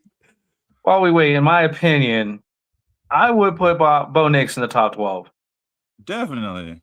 This dude's I Caleb don't- Williams, Justin Herbert. Bro, And you I naming think- off quarterbacks don't even play anymore. This came out here. AJ, who's Vince Young? And I Just think naming people. Dak Prescott and Drake May still better. Dak I think Prescott what hadn't puts even made him- it through a full season. And I think what puts him above them is his versatility, his ability to throw on the run, and his confidence in himself. And his There's quarterback not- 7 ranking overall. I'm not Drake- gonna lie. I put Jordan Love above Bo Nix. Okay. Jordan Love is put- good. I would put Jordan Love in the top 12. I wouldn't put him above Bo Nix. I put Jared Goff above Bo Nix. Oh, guys, you're just naming quarterbacks now. What you let me see. Baker Mayfield was the first quarterback you named, bro. Of course. That's how I put knew him your list above- was garbage. Right now, I will take Baker Mayfield over Bo Nix right now. Oh, and you saw and the way he shut down the playoffs, you take that for sure. The way he lost last year in the playoffs, that's what you take over Bo Nix. Bro, get out of here. That's why you're following the Titans, bro. Don't You bring love the that Titans into mediocre this. stuff, bro. That's what it is. Don't bring the Titans into Come in this. here. Oh, yeah, Jordan Love for sure. Jordan Love had a ready-made team and still couldn't win with it. And I Bro, think get out of here. Bo Nix Nix is winning with Cortland Sutton as our number 1. Cortland Sutton ain't even a top 10 wide receiver, bro. He's not. You He's come not. out He's here. the- Yeah, okay. he's the you're Bo right. Nix of Pat wide receivers for Surtain. sure. We have Riley Moss as our cornerback number 2. Get out of here, bro. Talking about our defense carried Our us. defense is Bro, what are you talking about? No, bro. Dude, No. we're gonna pretend like we're gonna the Ridiculousness. Broncos defense is not clearing the Bears defense. We're gonna pretend like this. No, they definitely are. Bears- You're right. You're I mean, definitely right. come on. You're Like, definitely come on, right. man. Come on. But the Bears had Like- every chance to make it. They had every chance to win in their division too, bro. Don't sit here and say it's just because it is. Bo Nix put up his stats and his yards too, bro. I mean, Bo Nix is cool. He's just not top 12. to me. Okay. Top 15, Nah. top 20, He's top 10. top bro. 12. He's top 10 for sure. And when you're looking at winning percentage, he's up there too. When you're looking at stats, he's up there too. That's a team thing, bro. Is it good? He leads all quarterbacks from his draft class in yards. He leads all quarterbacks from his draft class in touchdowns thrown, bro. Where's Drake May? How many touchdowns did Drake May throw last year? 7, 8? I can still take Drake. I take Daniel Jones. Yeah, you would take him. Just because you would take him doesn't mean he's better, bro. Just because you would take him doesn't mean he's better. I'll take Kobe over any other baller out there. Doesn't mean he's the best, right? He's not even in the talk with LeBron and Jordan. I just don't think Bo Nix is your franchise guy. That's fine. That's fine, bro. You don't have to. That's because you think it doesn't make it anything. That's okay. I'm just telling you. You, man. That's cool. Like, you give me 2 years, I think I take Jackson Dart over Oh, he said Jack. Come on, bro. Get out of here, bro. That's slander right there. Yeah, you ain't even say Cam Ward, bro. Cam Ward's gonna be better than Jackson Dart, bro. Do you know football? Let's talk basketball. All right, let's talk some stats in basketball, bro, so we can talk something and get in your area. You know what I'm saying? Let's get in your realm, bro. Do you know football with 5 question marks? He said Jackson Dart in a couple years, bro. Come on. Cam Scatterboo's going to be running back 1 in 2 years, bro. Get out of here, bro. Okay, I'm done rage baiting you. When we go back to the Super Bowl with my QB1, the top 4 quarterback in the league. That's okay. So he made it farther than Josh. Oh, he beat Josh Allen. You're right. Dang. What was that? 5 turnovers? 5 turnovers? That's your third ranked quarterback right there. 5 turnovers in the AFC Championship game. No BS. There's Bo Nix and 2 picks, and you get Josh Allen. You're mad at that trade for the Broncos? Yeah. Definitely. No, you're not. Josh Allen ain't won nothing in his life that Bo Nix won, Josh bro. Allen on the Broncos would kill it, bro. Stop. Yeah, that's why Josh Allen was less than 10 hours away from the Broncos, and they didn't even try to draft him, bro. He was sitting right there the whole time in Wyoming. They knew what was up. Come on, bro. Josh Allen ain't even better than Lamar Jackson, bro. He ain't even better. He ain't even the best quarterback from his draft class. I mean, I'm not going to disagree. Baker Mayfield, bro. Let's say here. What's your list again? Say your list again. This fool said came out Kyler Murray, Tua, Jordan Love. I still put Jordan Love above Tyler Shue, bro. You know what I mean? Yeah, like Nick said, John Elway, bro. John Elway, top 5 quarterback right now. Again, you had Dylan Gabriel. You don't get your Kevin Stefanski fan club out of here. I will stop rage baiting and tell you this. Yes, you're not wrong. Him dealing with only Courtney was a Sutton, bro. Marvin Mims was supposed to be our number 2. He like a number 5. This buddy's a specialty receiver. So no, but back to what we're saying though. I'm looking for Broncos got Jalen Waddle was a huge upgrade. Like honestly, and it was what we needed because he is a true top 12 wide receiver 1, right? Like he is a top 12, top 10 wide receiver. So I think that ups the ante. And Courtland Sutton, he's not a slouch. I'm not saying it like Courtland Sutton's like, wide receiver 72 or something like that. He's still a beast. I don't think Jalen Waddle is top 12. God, this guy right here. Bro, I'm so sorry. I'm waddling every time Jalen Waddle scores a touchdown. I'm gonna waddle. I'm gonna find a little penguin Reem, video. Name 12 receivers right now that are don't do it. 12. That's not hard to do. No, because he gonna come out talking about. You have a better case for Bo Nix over Jalen Waddle. He gonna come out talking about some Cooper Cup. But that's also dealing with. I agree on that aspect with Jem too. Jalen Waddle has what is he right now statistically? No, but look who he was playing with that was feeding him the ball. I think with him getting the ball from Bo Nix this upcoming year, he has a high potential to be a very top 15, top 12, top 10 receiver. And that what I've been saying the whole time is that we need this because it takes the eye off of Courtland Sutton. Now you have that 1-2 package where Courtland Sutton's going to get these open looks now because they're going to be looking at Jalen Waddle to some degree, and it's going to be like this 1-2 package that the Bengals have. where you know who the wide receiver one is. You know he's going to make the catches when it comes to it. But then you also have your wide receiver too. Yeah, you have T. Higgins on the other side, which is our Cortland Sutton, and T. Higgins balls out because he gets those looks because they're overlooking everything with Jamar Chase. They're in him. They know that this pass is going to him, and they get T. Higgins on the other side going for 80 on a 10-yard catch. We'll leave it to Reem. He'll say T. Higgins is the wide receiver 1 and Jamar Chase is wide receiver 45 or something. He can name 17 receivers better than Jamar Chase right now. I'm just telling you now, I take T. Higgins over Waddle. See? I knew it. This guy right here. Is that a crazy take? You know what? But I is that a crazy take? Size-wise, I would too. But I take Pickens over Waddle. Pickens over Waddle? Oh, hell no. For sure. George Pickens? Did you see George Pickens last season? You see Pickens. Pickens is he's a 3-game suspension play away from screwing a team, though. Yeah, I take Stephon Diggs over Waddle. Take that. That's AJ Brown over Diggs Waddle. Isn't even on the team, bro. AJ Brown, free agent. AJ Brown over Devontae Smith. Made throwing to him, bro. Devontae Smith got a running back throwing to him, bro. He's small. I wouldn't put him over anybody for his size. Yeah. JSN, Puka Nacua. Gosh, his name and wide receivers. These aren't even real receivers, bro. Puka's a beast. Puka been partying all season, I'm bro. telling you right now. Go play this season. No BS. If the Broncos made a trade right now and CD Lamb was y'all's wide receiver 1, well, definitely the entire city shut down. I would take CD Lamb, but Jalen Waddle is no slouch. He's not a slouch. He's not a slouch by no means. He just got happened to get. He was in a situation where they brought in Tyreek, and then they had two-face Tua. They didn't know what was going on. You would take Amon-Ra, be happy. He's definitely Amon-Ra's number. The top 3 receiver. I'm just telling you. Jalen Waddle is on the AJ Brown treatment where he was at. He's on the AJ Brown treatment where AJ Brown wants out because he's not getting the looks the passes that he deserves, that he feels like he's earned, that he can make.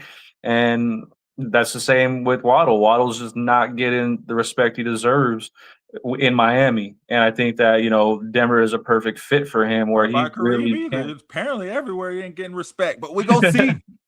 I mean, I take Chris the Olave. number 1 quarterback in the league link up with the number 1 wide receiver in the league, Bo Nix to Jalen Waddle.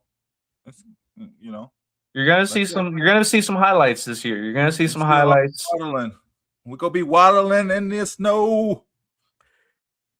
And that's what I love, and that's what I like about Bo Nix is he doesn't hesitate on throwing those dangerous passes that Jalen Waddle's gonna make. Mm-hmm. You're gonna see some highlight plays of some craziness of versatility of going outside of the normal throwing range because that's Bo Nix's forte. And it's just one of those things where it's gonna look very good on tape, and we're gonna look at these and be like, "Told you." Pat Bryant, go click. Broncos going undefeated this year. I'm gonna just go out and say it right now. That first game, we go shut down the Chiefs. I'm gonna call it right now. Chiefs go come out. We go leave them battered and bruised. Our hardest opponents are them and the Chargers, the Justin Herbert-less Chargers, and we're gonna turn them to Sherbert because their quarterback is garbage. For sure. That's a Sherbert. Yeah, it's gonna be Justin Sherbert. Justin Sherbert. Man. Hey, that's his new nickname from now on. Justin Sherbert and Pat. I need a nickname for Pat. We'll get one. But either way, look, man, we're gonna see how this is gonna roll, bro. And we're gonna see how it's gonna roll. And I think it's gonna roll pretty smoothly on my end. I think on your end, it's gonna be like the Flintstones. Okay, struggling to keep up, feet are smoking. We'll see. We'll see. Look. We had this conversation. Clip it. What's today's date? We'll clip it. We'll clip it. 6-7. It's 6-7, bro. On my spitting facts. It's the right day for it. Not 6-7. I don't like you. 6-7. Spurs and 7. See, it's 7. Just lining up everywhere. Spurs and 7. Broncos gonna win their first 7 games. Oh, man, Bo Nix is gonna have 7 more yards than all of those quarterbacks. Okay.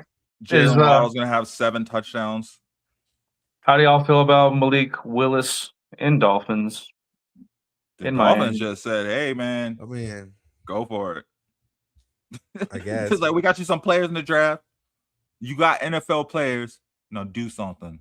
I think Malik Willis has always been underrated and overlooked. Always.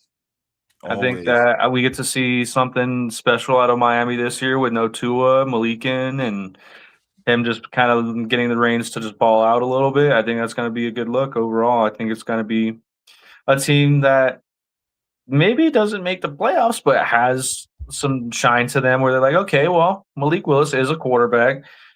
They just need to get him some weapons. They need to get him. This is a quarterback. Are they in the Hall of Fame game?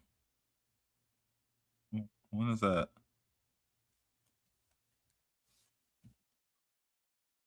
It's Arizona Cardinals and Carolina Panthers, August 6th. How are the Cardinals getting there? At 6 p.m. our time, 8 p.m. Eastern. Dang.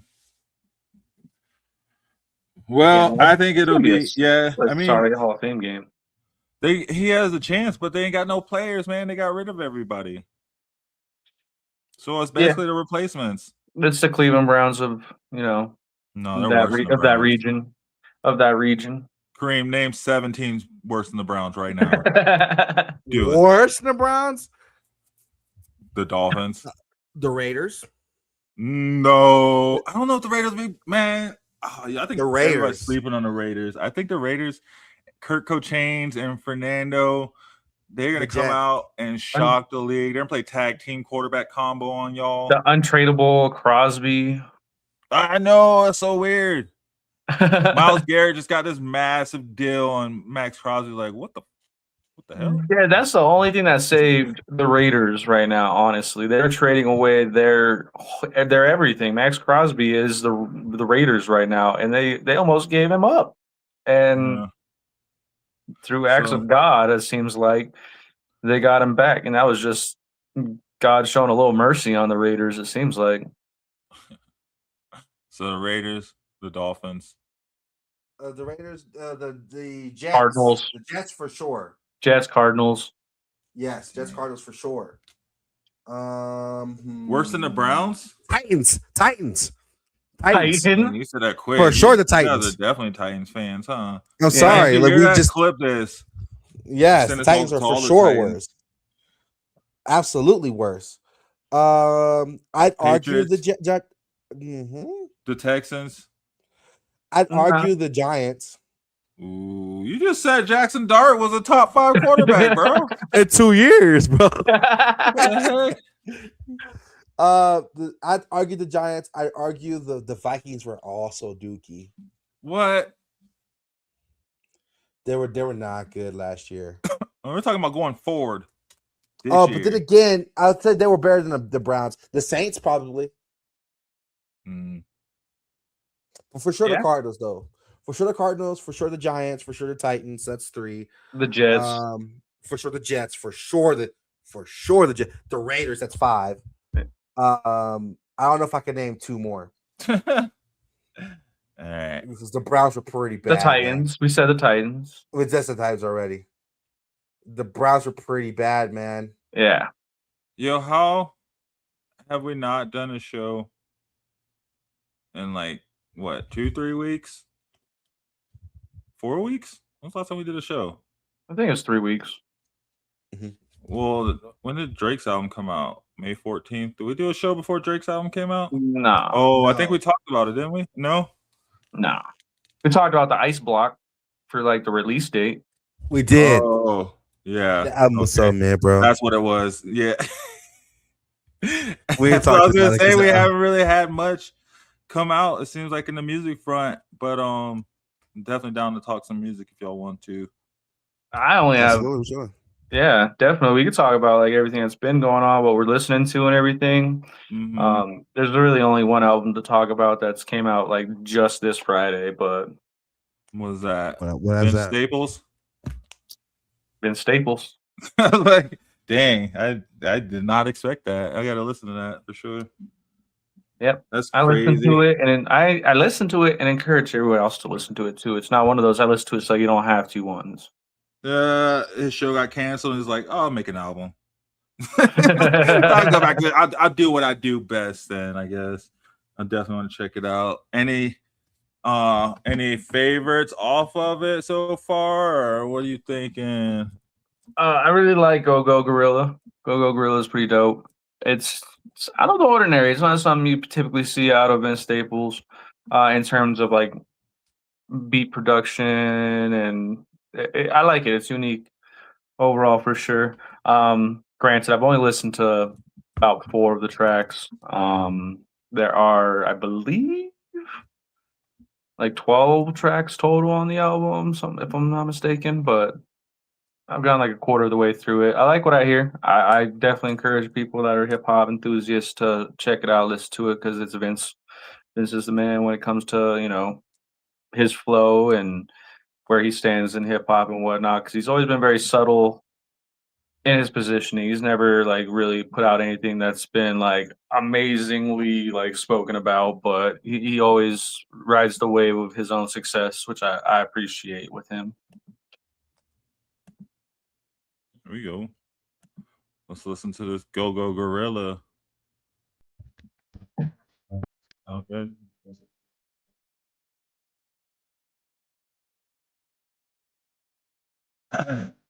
Definitely just different.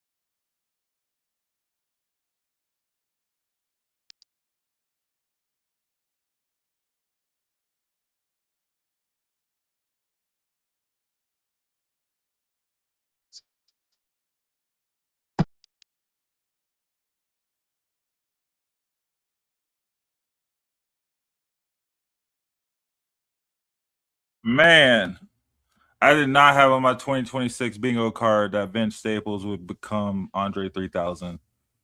I like it. I like see myself definitely jamming that. I'm with it. I like the message too. Yeah, definitely. And like the whole even when you see the messages he's putting out there and all that, he has become more politically outspoken as of, you know, the upcoming years, like recently and everything. But there's also a nice, interesting dynamic on the album where like it's just truly out of the ordinary in terms of like he almost took like an ASAP Rocky kind of vibe with this album, because he has another track, The Running Man, that's something it feels like it would be on ASAP Rocky's album, and it's got more like a rock feel to it, and it's just not something you would typically ever expect to come out of Vince Staples. It's out of his like it really shows the versatility in his ability to branch outside of what people are used to hearing from him and seeing from him.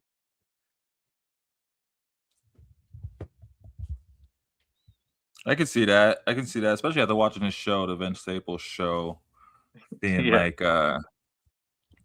the versatility within that show in itself and stuff. And I feel like that even in that last song, I feel like I can feel, you know, his growth in that show through that too. I rock with Vince Staples all day, so I'm cool with it regardless. I'll listen to the whole thing. Reem, didn't you say you listened to that? You was rocking that New Northwest, right?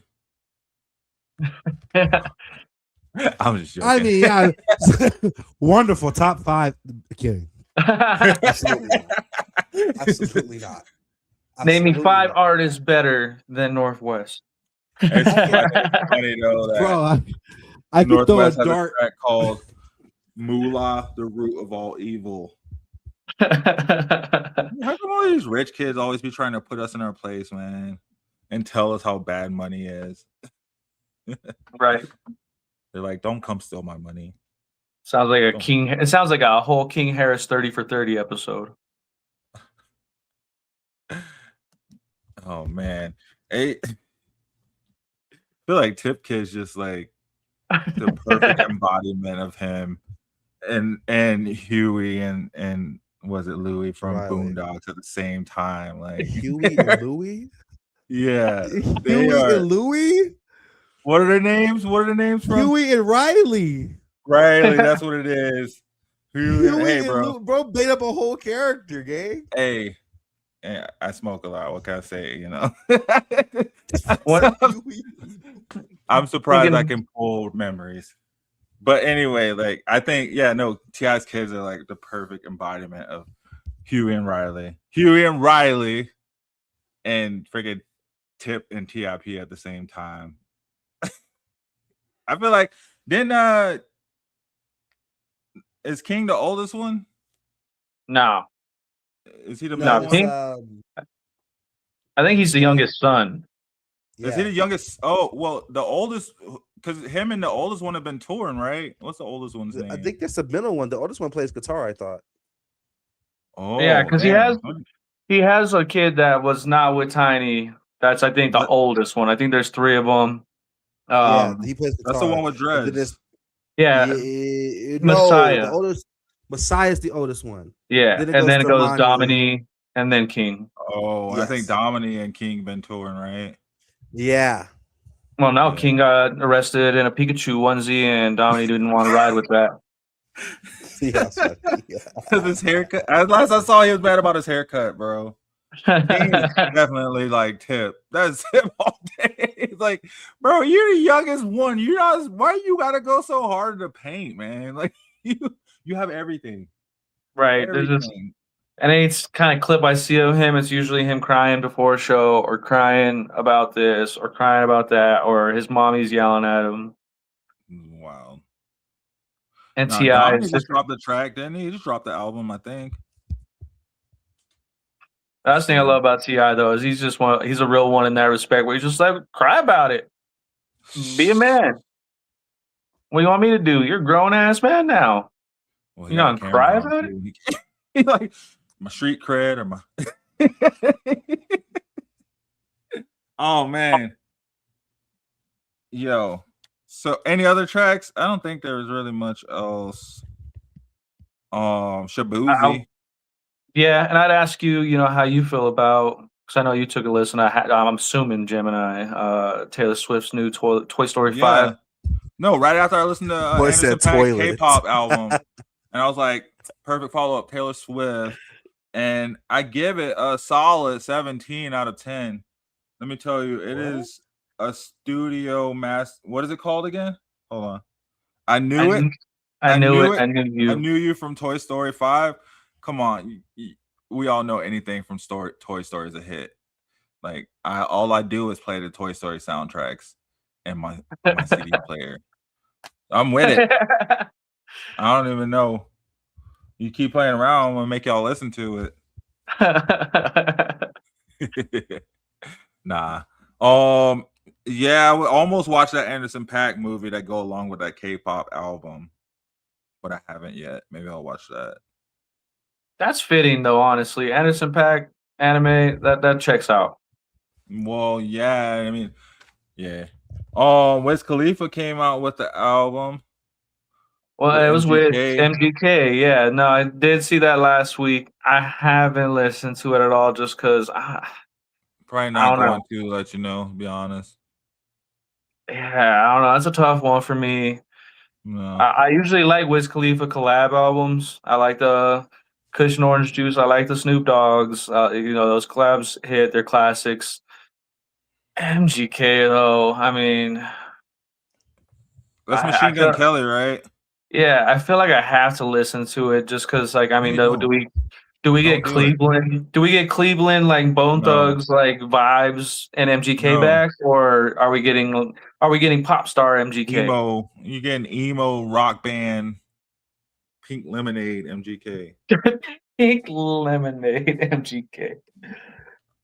Yeah, no, that's my fear because that's gonna bring the quality of the entire album either up or down. If we get old school MGK where he's from the land, then I'm taking a listen. But if I play one track and I hear some random poppy ass boy band vibe off of it mixed with hip hop, it's trash.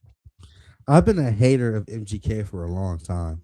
Like, I hate on MGK more than I hate on Bo Nix.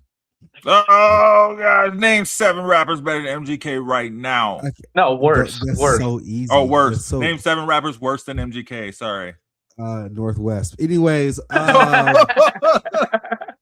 drop. I haven't been on MGK. I didn't like him when he did Wild Boy. I did like him in that era. I didn't like him. It's like, why listen to MG? Well, you could, but it's like when it comes to Caucasian rappers, man, he wasn't top for me. I listened to Mac Miller first. Hey, everybody listen to Mac Miller. Everybody listen to Mac Miller.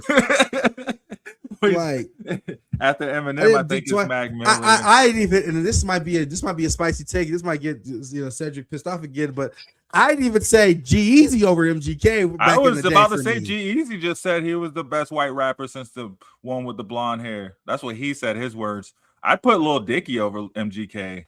G-Eazy was on a good streak. G-Eazy was on a good streak all the way up until like his last few albums and his whole Halsey mess. Oh, I'm not thinking about G-Eazy. What's the new one now? The new one. What are you talking about? Jack Harlow? There we go. Jack Harlow said that. I put Jack Harlow over MGK. Different eras, bro. Different eras for sure. I don't even know, man. It's I put Lil White. Lil White's my favorite white rapper. Not to. Anybody that messed with 3-6 back in the 3 when it was all the members. Yeah, no, definitely. Bubba Sparks. Bubba Sparks is legendary. Come on now. Yeah, I guess my white rapper game ain't that deep. I didn't know. Hey, bro. These people you talking about, it's been 1 through the bro. It's they pop up, and it's it's been some nice ones. Yeah, like Bubba Sparks on a Timberland beat. Oh, put it on repeat. Hey, who? You know who Bubba Sparks is, bro. Shut up. He come out here just rage baiting right now. I'm gonna stay calm.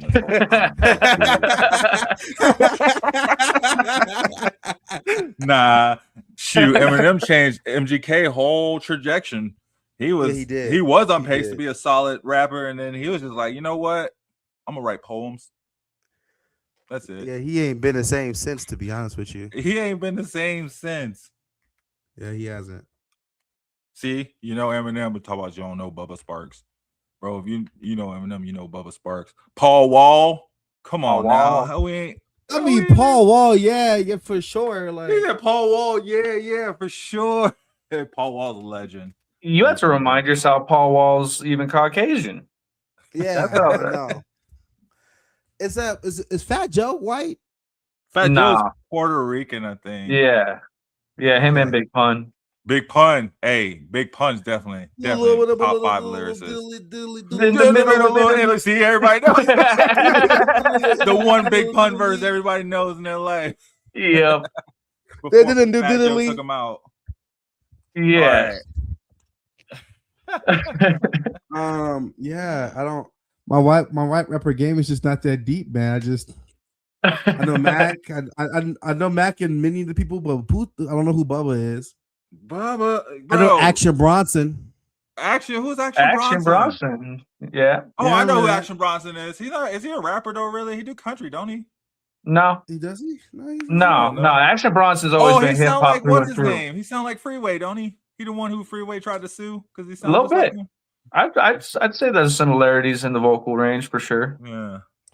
And there's this guy, I forgot what his name was, but he has a very, very regular ass name. It's like his first last name. It's like Ashton Roth or something like Asher that. Roth, I don't want to go to college, dude. Yeah, Hell I remember nah. that. The backpack era. Yeah, And Macklemore. and oh yeah, I remember Macklemore. Oh, man, that was I a gotta see you crazy up there. memory. Crazy Yeah. memory. Yeah. Jamie Yeah. like him. It was only 99 cents. Yep. No, Mac. I put Mac Miller is one of my top. Like there's a top 3 for me, and there's 2 and 3, and 1, 2, and 3. It could either any of them at any point in time. Who's could the be third Mac Miller. one? Who's third? Who's the third one? Oh man, I probably had to put Bubba Sparks up there. Really? Who the fuck is Man. Bubba Sparks? I'm Googling. Bro, Bubba look Sparks. up Bubba Sparks right now, bro. Here, I'm gonna play some Bubba Sparks Yeah. right now, actually. Let me play some Bubba. You put on. But are you gonna do Miss Bubba? I've never seen this man in my life, bro. You heard of Miss New Booty, bro? Yeah, everyone's heard Miss New Booty. Oh, we playing now. We playing Ugly. That's the song, bro. Hold on, bro. Bubba Sparks was that dude in the time before the internet, so you know he was putting on. Bubba Sparks looks like he works for like an HVAC worker. Oh, Like, let's he looks like Sparks. It was actually UPS. like he looks like he can do some crazy like pipe work at the crib. I ain't gonna lie. You definitely heard that in the hood, bro. It went through. Bubba, he held his own for sure. He was right up there. I'd say Whip Paul Wall as far as coming from the South too. Yeah. Come on, yeah, we got Paul Wall. Our generation got Paul Wall, Bubba Sparks, Lil White. Your generation got Post Malone and Jelly Roll. Oh, we forgot about Post Malone. Don't give them to me. I'm not taking either one of them mugs, bro. Jelly Roll. You got G-Eazy and Post Malone. You got Lil Dicky, bro. Mac Miller. Dicky was kind of in between. Mac Miller came before, bro. He came from my Mac generation. Miller was with Kendrick. He came with like Kendrick and them dude and Drake and all that. And Wiz Khalifa. Yeah. That's still mine. I don't bro. Don't give me Post Malone. Don't you Post Malone, bro. No, people Post Malone. Straight out of Easy, bro.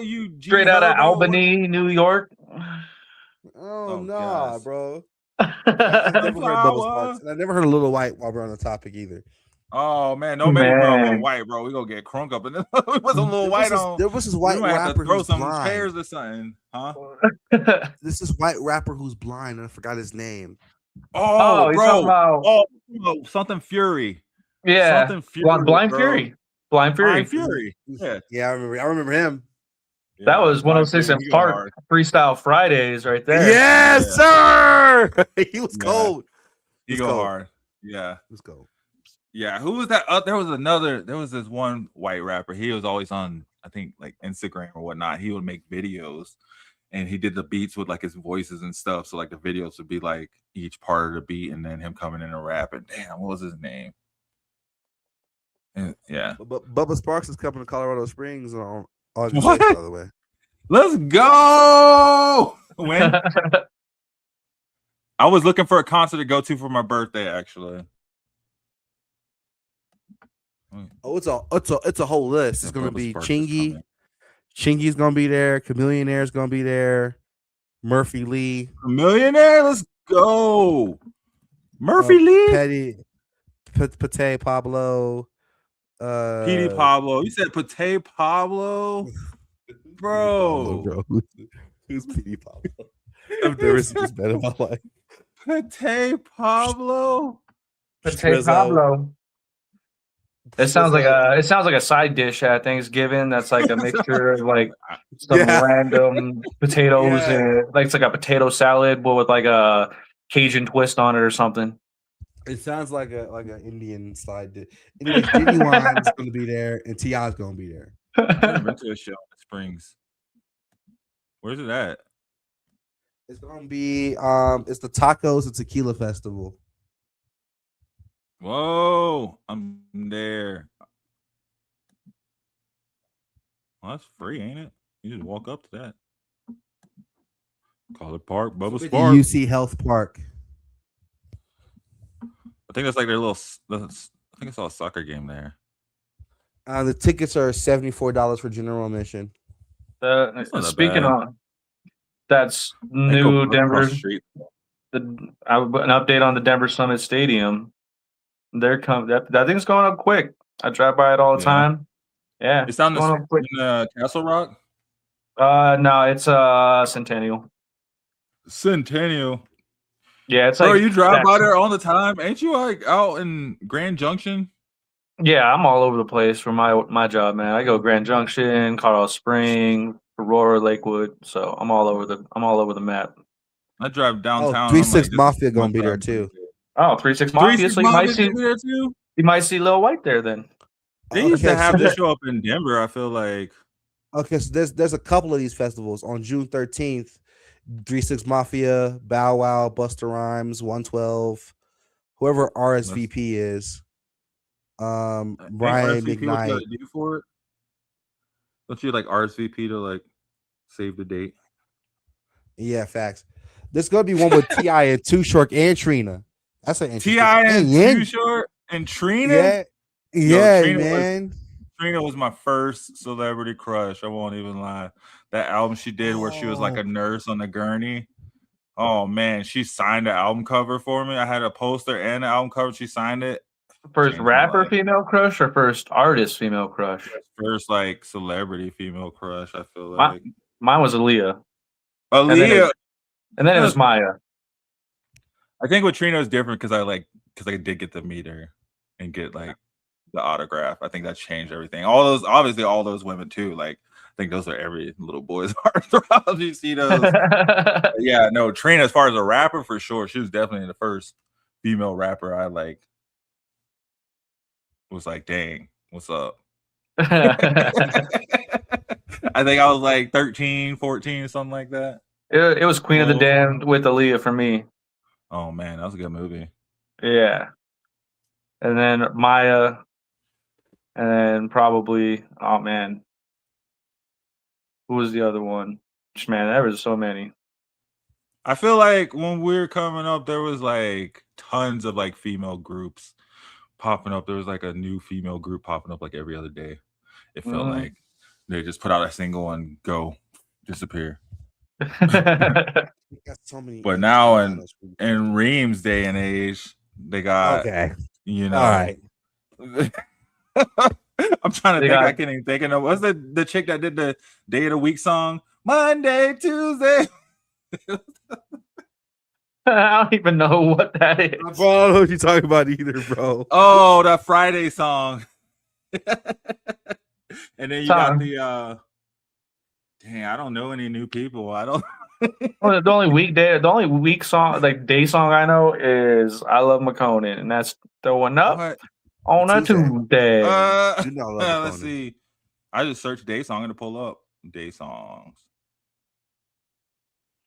It's about that Monday, Tuesday, Wednesday, Thursday, Friday, Saturday. That's y'all's generation. I don't know. I can't sing. Anyway. Oh man, what else we got? Spurs and 7. We all agreed on that. No. Browns won the Garrett trade, right? No. Yeah, the Browns won the Myles Garrett trade, and AJ Brown won his trade. I think. And he doesn't have any lingering injuries going into the season. I feel like he might have an injury because they came out with that report like right after they traded for him.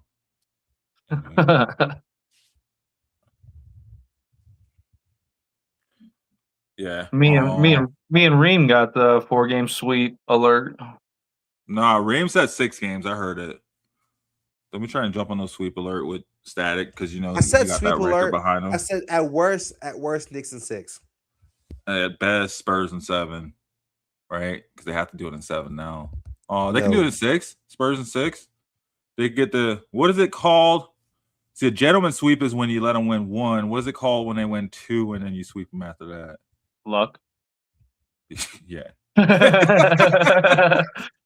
Well, Spurs luck be a lady tonight because tomorrow Spurs are going to start their comeback and go on a 4-0 run.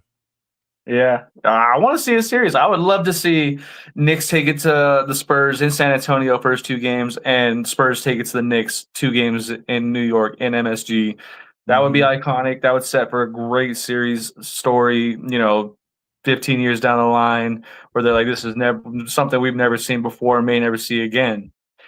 But they're ice skating uphill right now. Way too early Super Bowl winner. Who you guys got winning the Super Bowl next year?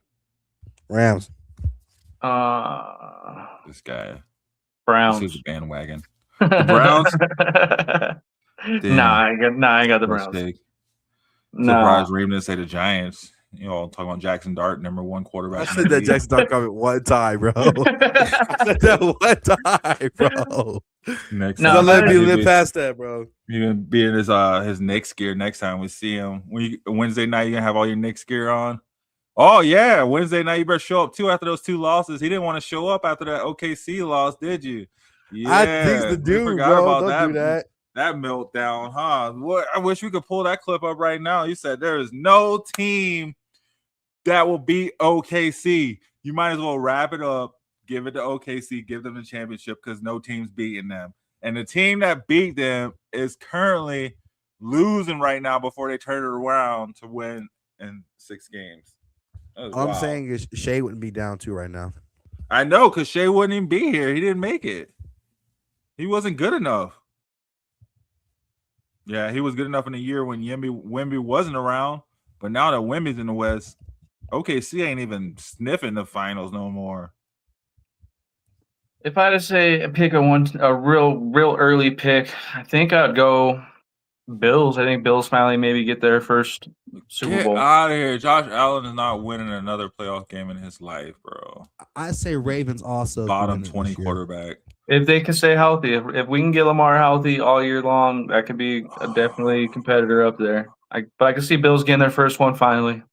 You guys are just some Broncos haters. No, I want it to be the Broncos. I want it to be the Broncos, but I can see the Bills doing some mid-season trade right before the deadline that sets them apart from everyone else and gives Allen the edge he needs. They ain't even gonna beat the Bengals. And it depends on if we get a winter this year. If we get a winter this year, the Bills, they got a lot of hype around them. They got the new stadium. They are one of the best teams to play in snow. I think, they have things lined up for them where they just have to make a small couple adjustments and, it might set them apart from the rest that gets in there over that hill and over that cusp that they've been trying to get over. We're doing hot takes, and I'll say Jaguars. Okay. That came to my mind. We're just saying stuff that'll never happen for 500, Bob. I did think Jags for a second, and like the random who's just out there, who's going to be that announcement that's going to draw some attention on this podcast right now. Jaguars. That's Trevor Lawrence did cut his hair. It's a hot take. We're seeing high and tight Trevor Lawrence. He come out looking like the police officer of Terminator. You ever seen Terminator, Reem? The first Terminator. Yes, I've seen Terminator. Yeah, the alien as a police officer. I do. What is it? T800? My jokes are too old for Reem. I got to talk about stuff in the last 5 years so he'll get my references. Okay. Right, bro. I didn't know who Bubba Sparks Game of was. Thrones. You see Game of Thrones, right? You make some Game of Thrones references, I guess. Well, that's right. That's what I would challenge you. That's your weekly challenge this week, Reem, is put Bubba Sparks on the playlist and come back to us next week and tell us your thoughts. Yeah, and Lil White. Yeah. Don't put Lil White on. You might fight somebody you put Lil White on. And it's WYTE, isn't it? Yeah. WYTE. LILWY. Yeah. We'll go out with some Lil White. There we go. Never heard of Murphy Lee. You never heard of Murphy Lee? Bro, what the hook go be? We don't need a hook on this beat, bro. Come on. You ain't heard of Murphy Lee? It's funny because I see Murphy Lee as in my head, and I know he's older, right? But when he came out, he was the young guy. So I just see him as the younger guy, and you're like, I don't know who this old dude is. Yeah, or P. Pablo while we're on the topic. Bro, you know who P. Pablo is. Yeah, I don't even like that. I said Pate Pablo. You know I don't know who P. Pablo He said Pate Pablo. Man, people would not be rocking Air Force Ones if it didn't have something minimal to do with Murphy. Is that what that is? That we need to? Is that him? That's the St. Lunatics. Yep. All right, St. we play my Lunatics. smoking song. Question. Question. So that's PD Pablo. No, that's Murphy. No, Lee. that's Murphy Lee. Has Murphy Lee done another song after that? He Yeah, did what the all hook of the gonna St. be? Yeah, St. Lunatics went on a run, man. When Nelly put them on, they had Batter Up. Like, they had it was like Jay-Z. It was like the whole East Coast, the West Coast, the South, and then you had St. Lunatics right there holding it down for St. Louis out of nowhere, just shining as bright as all these other groups, bro. It's the Midwest swing.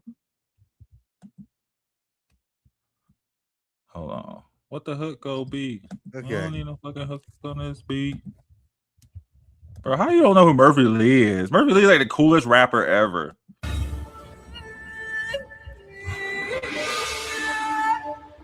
Man, bro.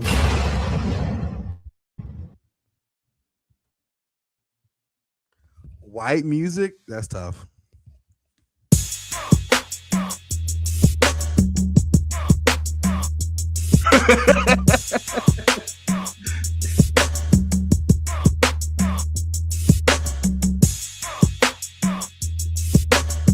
Yeah, I should have pulled up a 3-6 song.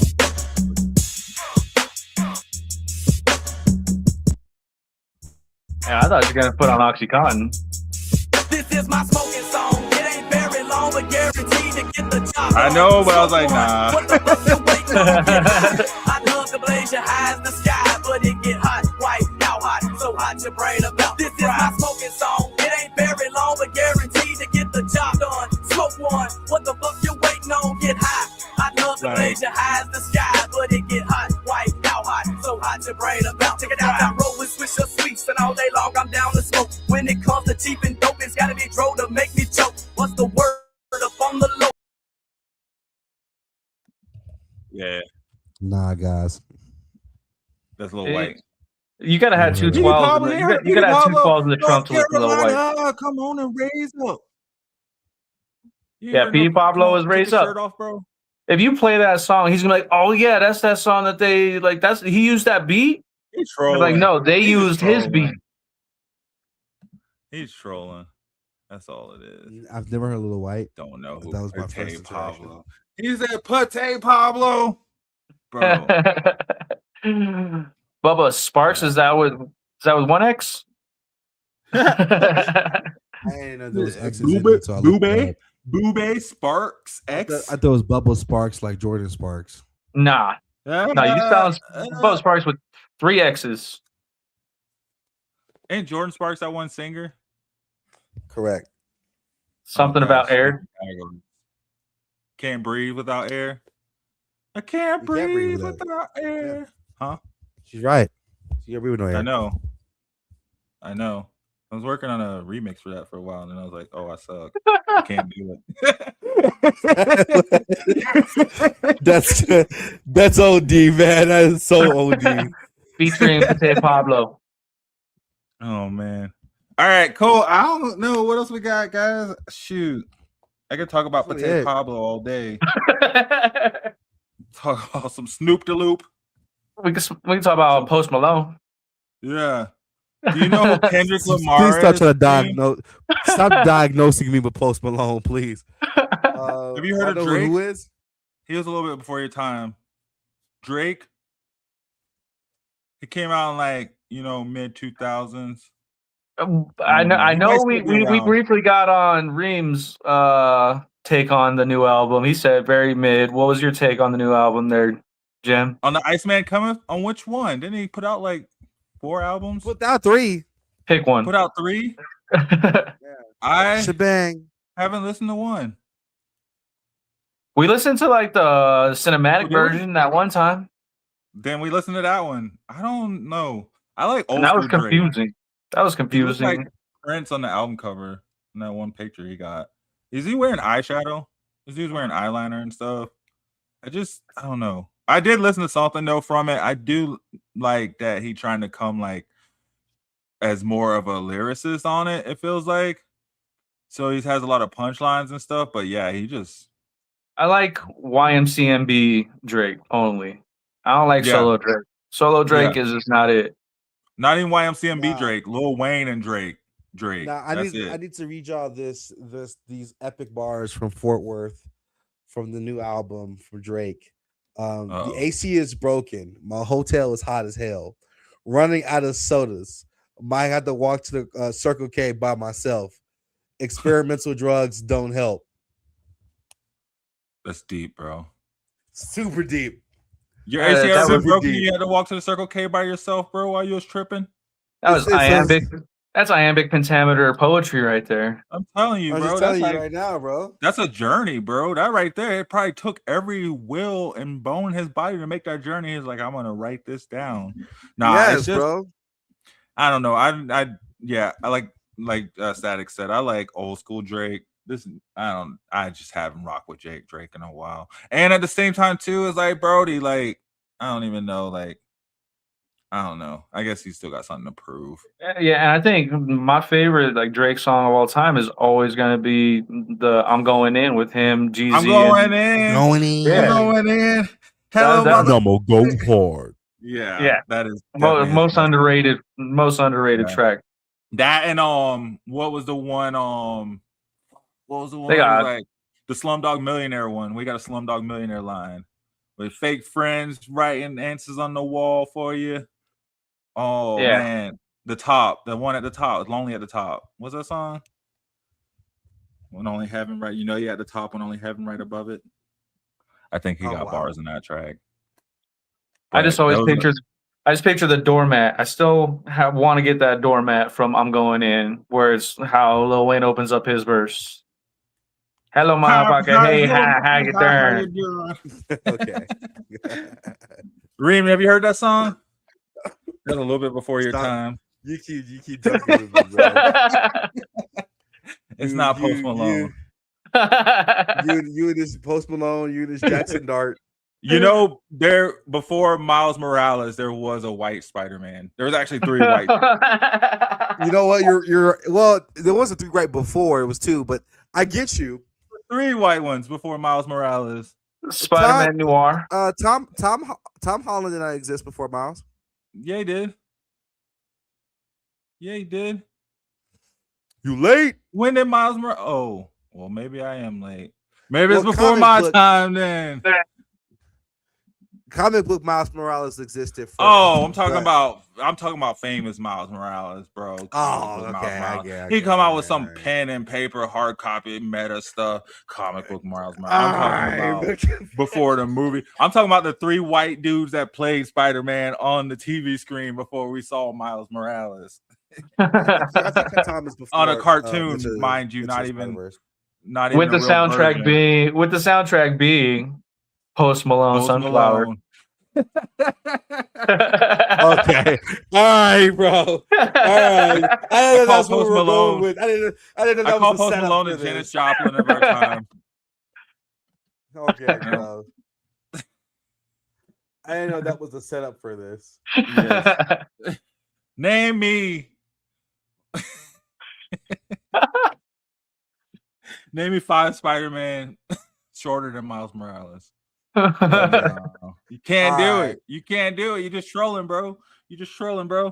Yo, no, seriously though, we talked a little bit about the finals. Give our inputs. I got Spurs in 7. You guys got Knicks somehow in 4. I don't even know how it's possible for them to win in 4 games, but you guys somehow got them as a sweep. I don't think you guys know math. You should probably go back to school. Okay. I got Myles Garrett being probably the worst trade for the Rams in the history of the NFL. Best trade for the Browns ever made. Browns about to turn it around. We'll see the Browns in the playoffs this year. Calling it right now. Those are just my hot takes for today. They're hot. Sizzling. Some hot takes. Sizzling. You guys are the ones who said Knicks in 4. Like, I wish we could go back and talk to a week ago, you two. Because you would have never said Knicks in 4. No, and now you all Static would have said that. Static did say that the whole time. Actually. I'm the only one that's been saying Knicks all the way to the finals. Yeah, you got some insider trading or what? You got contact over there in New York or something? No, he knows. He knows Baron Mondani. That's what it is. I know. Yeah. No, I just got what's that wrestler's number? The one that's been putting the curse on everybody. Oh, I thought you said Lil B. Oh, I'm sorry. Yeah. Who? God, what's his name? Who? Rey Mysterio? No. Booyaka. Danhausen. He putting curses on people. Yeah. Don't let Kevin Durant hear that. Yeah, nah. If we had who's our wrestling episode? Who does the host of that one? Oh, Cool Playmakers Podcast. Cool McCain. If he was on here, if Cool McCain was on here, he'd be like Danhausen. Yep, we got the Knicks in 4 because of Danhausen. He'd be like, "Yep," and it's coming live. Only our wrestling guy would know that, not anybody else. Yep. But also on that note, any of our viewers right now know that we talk about a lot more than what you see on any single episode. We talk hip hop, we talk basketball, football, indoor, outdoor, on the roof. We talk wrestling, we talk women's soccer, we talk baseball, we talk it all. We just got a women's soccer team here in Colorado. That's what we're talking. Yeah, we got Sam Shady going out of state in this upcoming week to go see a football game here soon that he's going to be put on his show right now. We about to have Polo on the station. What y'all want, man? We got it. We the plug for everything sports related. Come check it out, Shady Sports Network. Sorry to hijack your little promo plug, but I was just hype. You was just naming it all. We got it all right. And then here in the bandwagon too, we talk everything too, from basketball to football. We talk for like three seconds the other day. You know what I'm saying? I think we talked some badminton. Man, I put up a yo, but no, we got the sports. We talking sports, and then it's always a conversation over here at the bus stop. So come hang with us. We got hoops philosophy most Wednesday nights. We got fantasy reports most Tuesday nights. We got everything, man, you could think of sports related, and it's all free content, right? You're not having to go behind a paywall. You can just sign up, or you just follow us, and you get it. You just hit that reminder button. That's the only thing you need to do. So, like you said, stick with us, hit that like button, hit that share button if you haven't already. Head over to Shady Sports Network on YouTube, on all the social media channels. You can just find it on the Shady Sports Network. We are everywhere that you want to check out your social media at. Other than that, y'all got anything before we get out of here? Nah. What's the score for tomorrow? On the Knicks Spurs game. I got Spurs 110, Knicks 82. I got 113 to 104. Knicks. I got Knicks 127, 114 Spurs. 127. Spurs 114. Damn, y'all got some high scores. I think whoever gets to 120 will win based off that, though. But it'll be the Spurs. Spurs and 6. Okay. Thank you guys for watching. Thanks for hanging with us. See you next weekend. Have a good one. I'm a game changer. I'm a game changer. I'm a game changer. I'm a game changer. I'm a game changer.